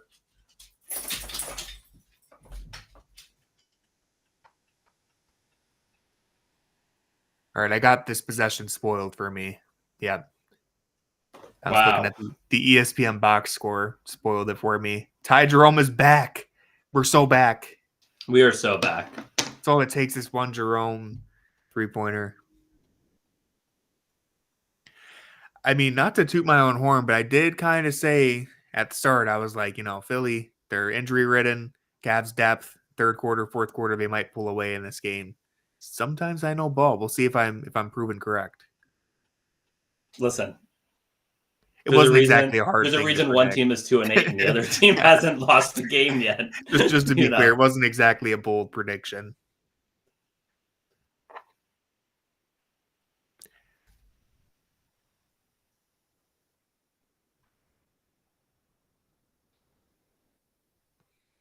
They did a good job containing McCain so far this half. Ooh. Yeah, we haven't seen Mobley face up too much. I think he has 3 turnovers. Yeah. It didn't go that smoothly. Yeah, he saw Tim. Yeah. Isaiah's in the crowd too. Isaiah's in the crowd. He's concerned that Isaiah's going to start fighting Tim. There's a lot on the line. Whoa. Ooh. Okay, yeah, I was going to say that was close. I think that was good. I mean, 2 points for Mobley. We'll take it. Ball doesn't even Crack have to double go in digits. anymore.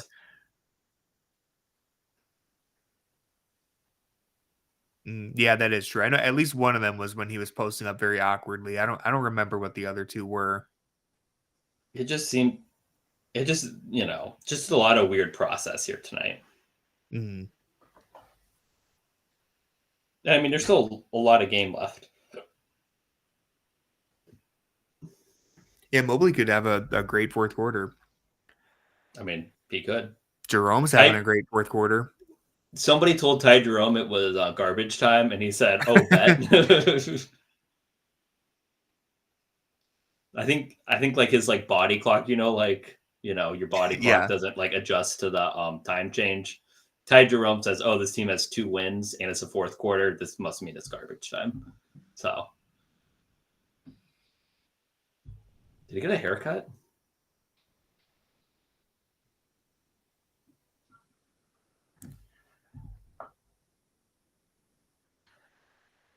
Porter, this is the site of like probably his best game, that in-season tournament game last year against the Sixers. I think that was when like Tony started to hyperbolic talk. It was earned.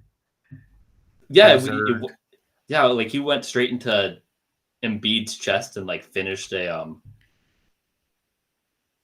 a layup to like give the Cavs a lead or like tie the game in the last like minute. Yeah, it was earned. The problem with Porter Mania is it was like there was like 2 really good games, and then a bunch of like really solid games.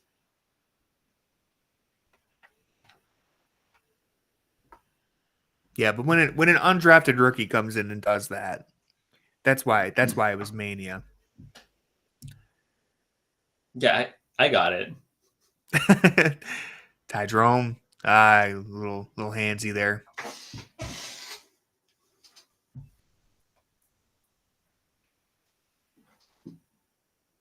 There's a nice picture of Isaiah. Nice shot of Isaiah. Yep. What grade does Isaiah get tonight? He gets an A. He always brings it. This 2-3 zone. Thing is, they don't really have many shooters out there, so it's not like the worst idea. Well, I mean, like you'd like to get a shot on that. The defense hasn't been like awful or anything. It's like the offense that's kind of really hurt them. I've been really impressed with McCain. He's played really good against us. I like that shot from Dean. That's one he could have easily passed up, but he didn't. So that's progress. Oh, that was a wild little one-handed pass. Nice. There you go. That was a sick pass. I think he put some spin on it. You're not gonna howl with me? Where's Apollo? We can't get too carried away now. See, the thing is, if you call him the Wolverine, then he's not quite, No one's calling him the Wolverine. Vibes. Well, I thought Corey was. I don't think Corey did. I think that was somebody else, and I just... Oh, you misattributed it? Yeah, so... Come on, Craig. Travel.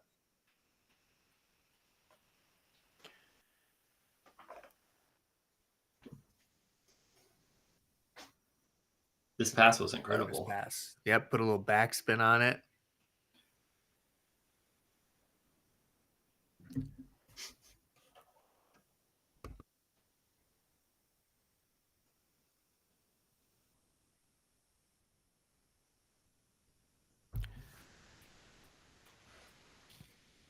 Garland back in, the closer.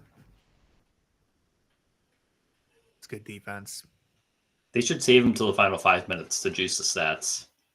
You want him well rested for that. I wonder if he's going to get another break here somewhere, I'd assume. There's only 8 minutes left, though. Yeah, there's only 8 minutes left. Might get like a minute. Well, it doesn't help that. Oh, no, Craig's still out there. Never mind. I was going to say, it doesn't help that. Well, Craig's not going to be out there any longer. Yeah. I mean, they've had chances to put this away. It seemed like they were still in the driver's seat. Still up by 4, but yeah. The one thing is, when you're playing a bad team, at home, especially when you're playing them on the road, like at the bad team's home, they just need one or two shots to go down or a couple bounces to go their way to like pull out a win. So you'd like to have a little bit of margin for error, make this an 8, 9, 10-point game going into the last, 3 minutes, as opposed to going in there with like a 4-point game or a 3-point game, or, you're tied or down one, because they just need to buy enough time for Okoro to get back out there. They can win these non-Okoro minutes. I don't think Okoro's getting back out there. Nah, he's going to be out there. He's not going to. He'll be there. He'll be there.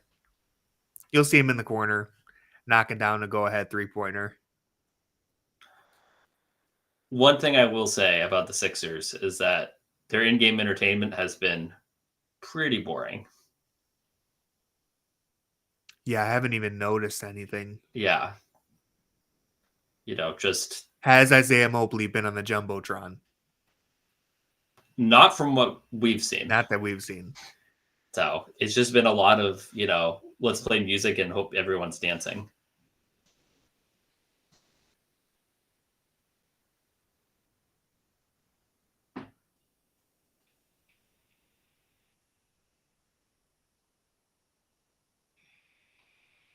I mean, at least they are getting good participation from the fans on the dance cam, but, just got to say, especially after watching the Pelicans, Yeah. And they were doing it with, 0 fans in the seats. There was like 8 fans in the seats. Yeah. I still like that around the world game. That was good stuff. We need more stuff like that in the NBA. Yeah. They didn't even have the Bulls like manufactured Dunkin' Donuts race. You missed that. That was good stuff. All right. So how do the Cavs close this out, Tony? Well, first step is getting Okoro back on the floor. No, I mean, I think, look, they clearly have way more offensive firepower than Philly. So if you're able to just lock in defensively, they've done a good job this half, forcing them into tough shots. They really have to contain McCain from getting into the middle of the lane over and over again. If they're able to do that and just score at the rate they've been scoring this half, then I feel pretty good about them closing this out. Got to knock down some open shots, though. Oh, so you got to get a bounce. That was some of those gambles for steals by Jerome look pretty bad when he doesn't get the steal. Ooh. Yeah, you need to get that rebound. That was a good job by Council to get that rebound.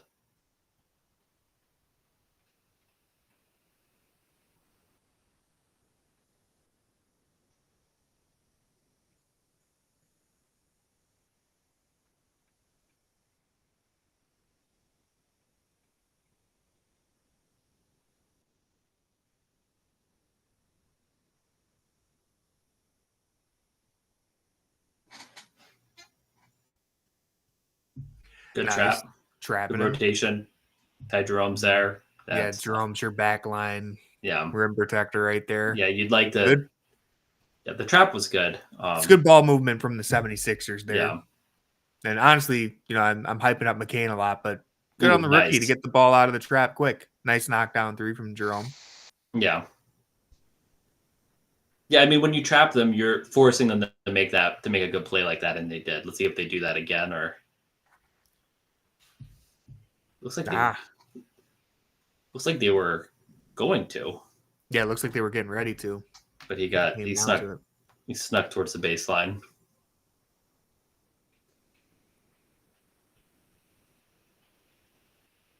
Kenny is not happy.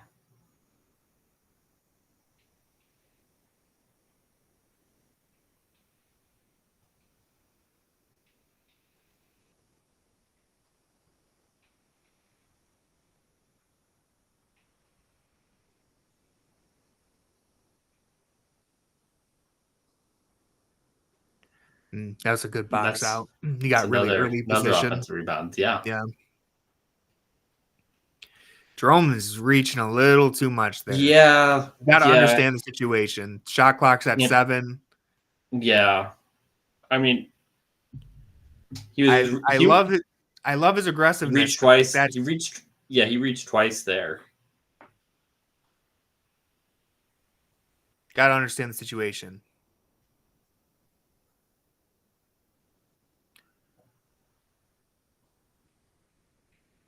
Levert's doing a pretty good job on him. That's good D right there. Nice. Good move. Oh, I left it short. Still can't use my embracing his French origins.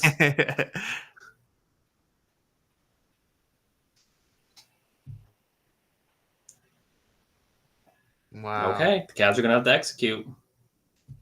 I mean, they really haven't executed on either end the last couple minutes. 6 to 12. Pretty tough. Shooting. Nice. Come on. Nice. There you go, Evan. Strong move to finish through that contact.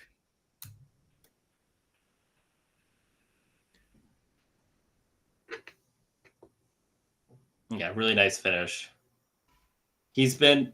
We've talked a lot about how patient he's been in a lot of those situations. He's also been really decisive when he has an opening, like he did there.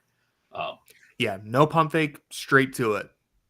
Sully had a little bit of an advantage and just muscled his way through. That's what you want to see. Yeah, I don't know about. Yeah, say they took Jerome out. I don't. I was ready for him to be out. Yeah, I do not love the Jerome. The Jerome minutes have not been good. The Jerome experience wasn't very good. I would if I was getting the Ty Jerome grade tonight, I'm thinking, he ended that fourth quarter, or it was the end of the third, somewhere around there. He was balling a little bit, so I'd probably give him. I think I'd give him a C. This is why he turned it around in the second half. I know he was fouling, but this is why we cannot give you the Ty Jerome grade. I think a C is a fair grade. He had 8 points in the second half. C minus, okay. I mean, he's 3 for 4. He had 2 of 2 3-pointers, 2 assists, 2 turnovers. I mean, Ty Jerome's a vibes guy. Yeah. Can't look at the stat sheet. A C is probably fine. Thank you. I appreciate you coming around on that. I think the grades, we judge them based on our usual expectations for each player. Yeah. Does that mean if they play up to their expectations, it's an A? It's an A. If they exceed expectations, I always think it's an A. What's the baseline? I think it's like a B. Okay. Because technically, if you're doing like the NBA player grade or like the 2K player grades, it's like you start at a C. So does everyone start at a C and then we go from there? Or our usual expectations, is it different for each player? Because I expect an A from Donovan Mitchell. The problem with that is you don't want to be like, oh, Donovan Mitchell had 24 points and 6 assists. C.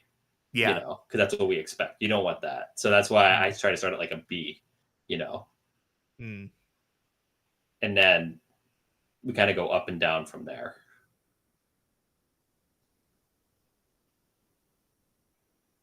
I mean, there's no real rules. As we've seen with Benny the Bull and whatever this guy's name is, no one is Moondog with these half-court shots. Moondog's lights out. Enzo, I am so happy you decided to join. There you go, sir. Watch these final minutes here. Crunch time coming right up. Who's going to seal the deal? The Cavs are undefeated when Enzo watches. So 1 assist away from a triple-double for Donovan. The Cavs are undefeated when a lot of things happen this season. I'm just trying to Jackson, look at it this way. When I was using my MacBook and I had my camera on for the preseason, they went 0-4. Since then, they've gone 12-0. It's easy to forget the Cavs 0-4 in the preseason. Many people thought the season was over. No one thought the season was over. It hadn't started yet. But they did go 0-4 in the preseason. Can you just get a camera? That's the only thing that we want. As long as the Cavs win tonight, I can do that. I mean, you can do that even if they lose. I don't think I can. It's in my contract. Here we go. Good D. Good D right there. Oh, come on. Second chance. More second chance points. All right, it's officially clutch. Officially clutch time here. It already was. Save me, Darius. Oh, there we go. Hey! Is that 80%? Yep, probably. He said, thank you guys for allowing me to. He's been waiting all night. I think this is garbage clutch time. Yeah, I mean, it was a 3-point game when he did that. If you think about it, it's garbage clutch time. And he's going to get the next one, too. Great game from Garland, though. Kind of understated in how weird most of the night has felt. He needs to go and score here. Oh, he said, I don't hurt my good patience. Good patience. This is the benefit of getting into your offense early, is that you can run through an action and still have 12 seconds on the clock for your second one. So it's like a pretty decent drive, yeah. Just give me Darius another chance. Yeah, Baselli, I don't think you need to sell out on the closeout right there. That's something the Cavs did against Chicago, too. They were really selling out to close out to Giddey a couple times. Like, you really... Well, Giddey got going. Yeah, I know, but still. I think he airballed. I mean, it made sense, though. He made like 3 threes in the first quarter. If Giddey hits 4 threes, I think you kind of just live with it. But anyway, let's stay focused on this.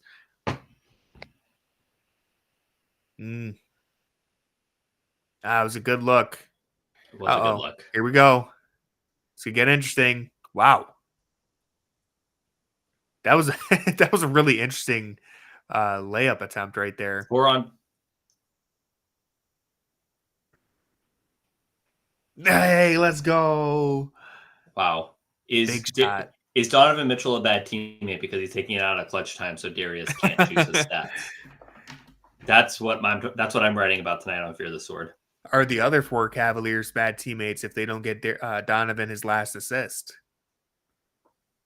No, because he doesn't earn it's a Russell Westbrook triple-double. Hey, we'll take it. Oh, man. I understand what happened there, but you can't leave a guy in the corner open in that situation.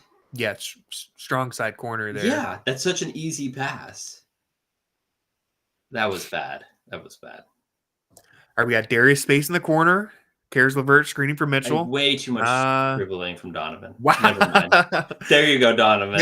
That's one of those plays where it looks like a really bad, tough shot, but Donovan is capable of doing it. He is capable of doing it. You don't like to live on it, but man. Yeah, even on a night where he hasn't had it going. Yeah, I mean, it's a cheat code to be able to have that in your back pocket. But I don't think they needed to let it run up the court there because I think they could have taken a timeout with under 2 minutes. But anyways. Yeah. But yeah, that wasn't like a great possession. Not a lot of ball movement. Not a lot of player movement. Mitchell bailed you out though. So, can't complain. Good to have a Donovan Mitchell on your team. Yeah, that Caleb Martin layup. That Caleb Martin layup was so weird because it was like he took it without, like it was like Darius Garland wasn't in front of him the way he jumped. Like usually you'll see guys like try to brace for the contact and like absorb it, and he just kind of jumped like there was no one in front of him. Well, I think he adjusted his shot for the contact and he never got it. I think that was his issue. Like he kind of adjusted a little bit so that when the contact came, he would have been on track. But like jump with his knee out. Yeah. It's a little weird. Usually you like lean with your body. Well, he wasn't trying to initiate the contact. I think he was just like mentally preparing for it. I mean, it's tough to get into someone's head. But, NBA players usually make layups that nobody contests. Darius Garland tonight, 25 points, 6 assists, 5 rebounds. He's 10 of 16 from the floor. Mitchell, 18 points. I think I just got a rebound spoiled for me. He's about to get a rebound. 13 rebounds, 9 assists. Sorry. I just spoiled this possession for you. You need to apologize to each and every one of us. I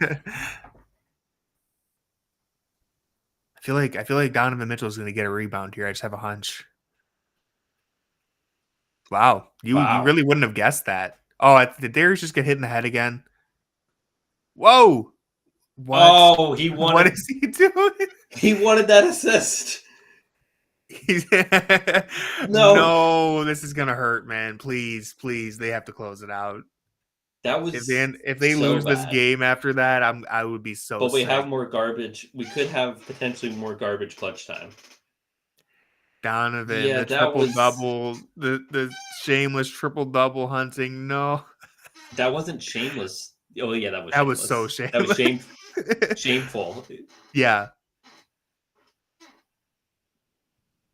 I mean, yeah, take the layup, win the game.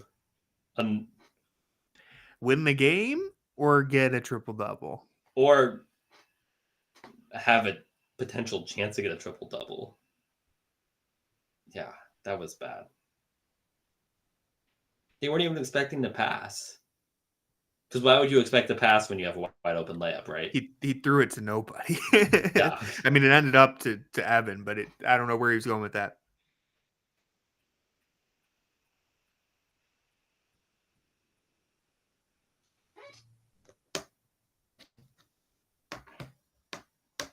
He'll take that one himself. Okay. That could be good night. Could be. Yeah, that was a better shot than I think like that first one that I complained about. That was good. Oh, good help. Good help. Okay, now is when you can try to get like a hunt for an assist, right? Like this is where you hunt for the assist. No, he learned his lesson. He learned his lesson. he said, Jarrett, I see you wide open. Jarrett was right there. Well, now he needs to act like he doesn't care about the triple-double because it was so shameless the first time. Yeah, he's gonna tell Serena afterwards. I didn't even know. Yeah. Evan, shoot. Give it back to Derek. Give it back to Donovan. Let's see if he gets it right here. He deserves it. Oh no, not a foul.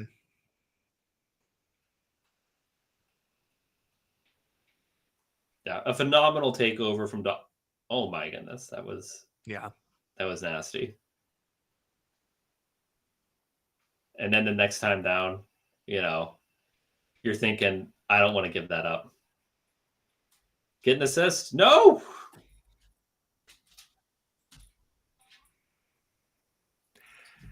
Triple-double watch is officially over. Whoa, good save.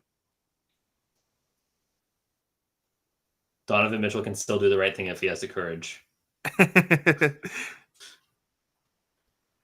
Cavs extend the streak to 13, but the Donovan Mitchell triple-double at what cost? 13 straight wins. Apollo just walked into the room with his ball like he knew the game was over, and it's time for a new game to begin. Yeah, you gotta start writing. Yeah, we got to decide which grades we're doing. Yeah, you can text me. But 13-0. 13-0 ties the longest winning streak for any new coach at any point in the season.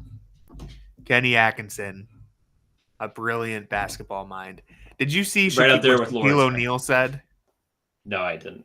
I don't think anyone really cares, but he said, I don't remember the full quote, but he basically said, I don't care. Like, Kenny Atkinson isn't doing anything. It's Donovan Mitchell leading the way. I'm like, seems like you're not watching the Cavs, buddy. I mean, that's fine. I mean, it's fine. Yeah. We're not tuning into Inside the NBA for Shaq's basketball takes. Yeah. We're tuning in to watch him put on the sailor cap and play that character. Yeah. But yeah, well, good win for the.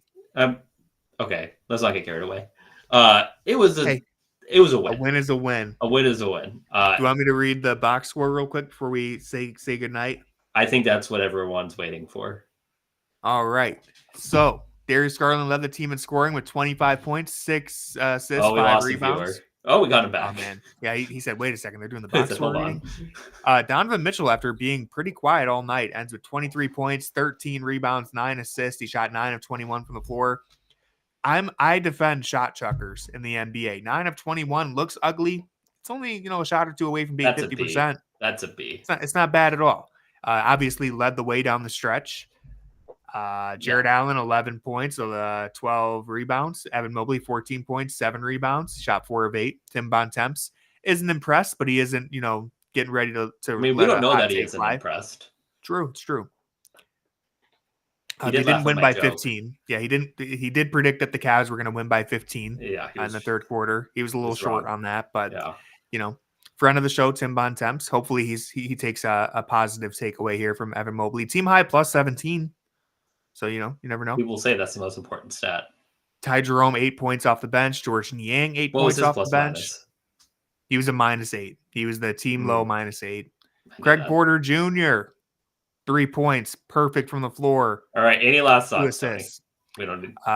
The Cavs are 13-0. They keep finding a way to win games, even when it feels like they don't have it going. They find a way to win. Donovan Mitchell completely turning around a poor shooting night at the end. It's nice to have options. I'll say they need to have a better performance on Friday against the Bulls. I don't think this would have worked against the Bulls.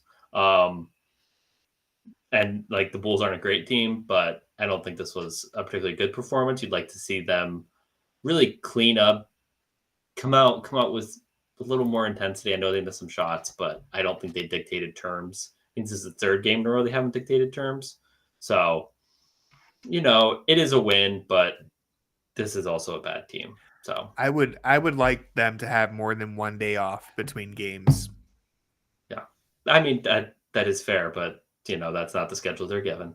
So, but yeah, a win's a win, especially on the road. You'd like to see how that looks when they come out at home with the NBA Cup game, see if that kind of provides a little more juice, but you're not going to complain.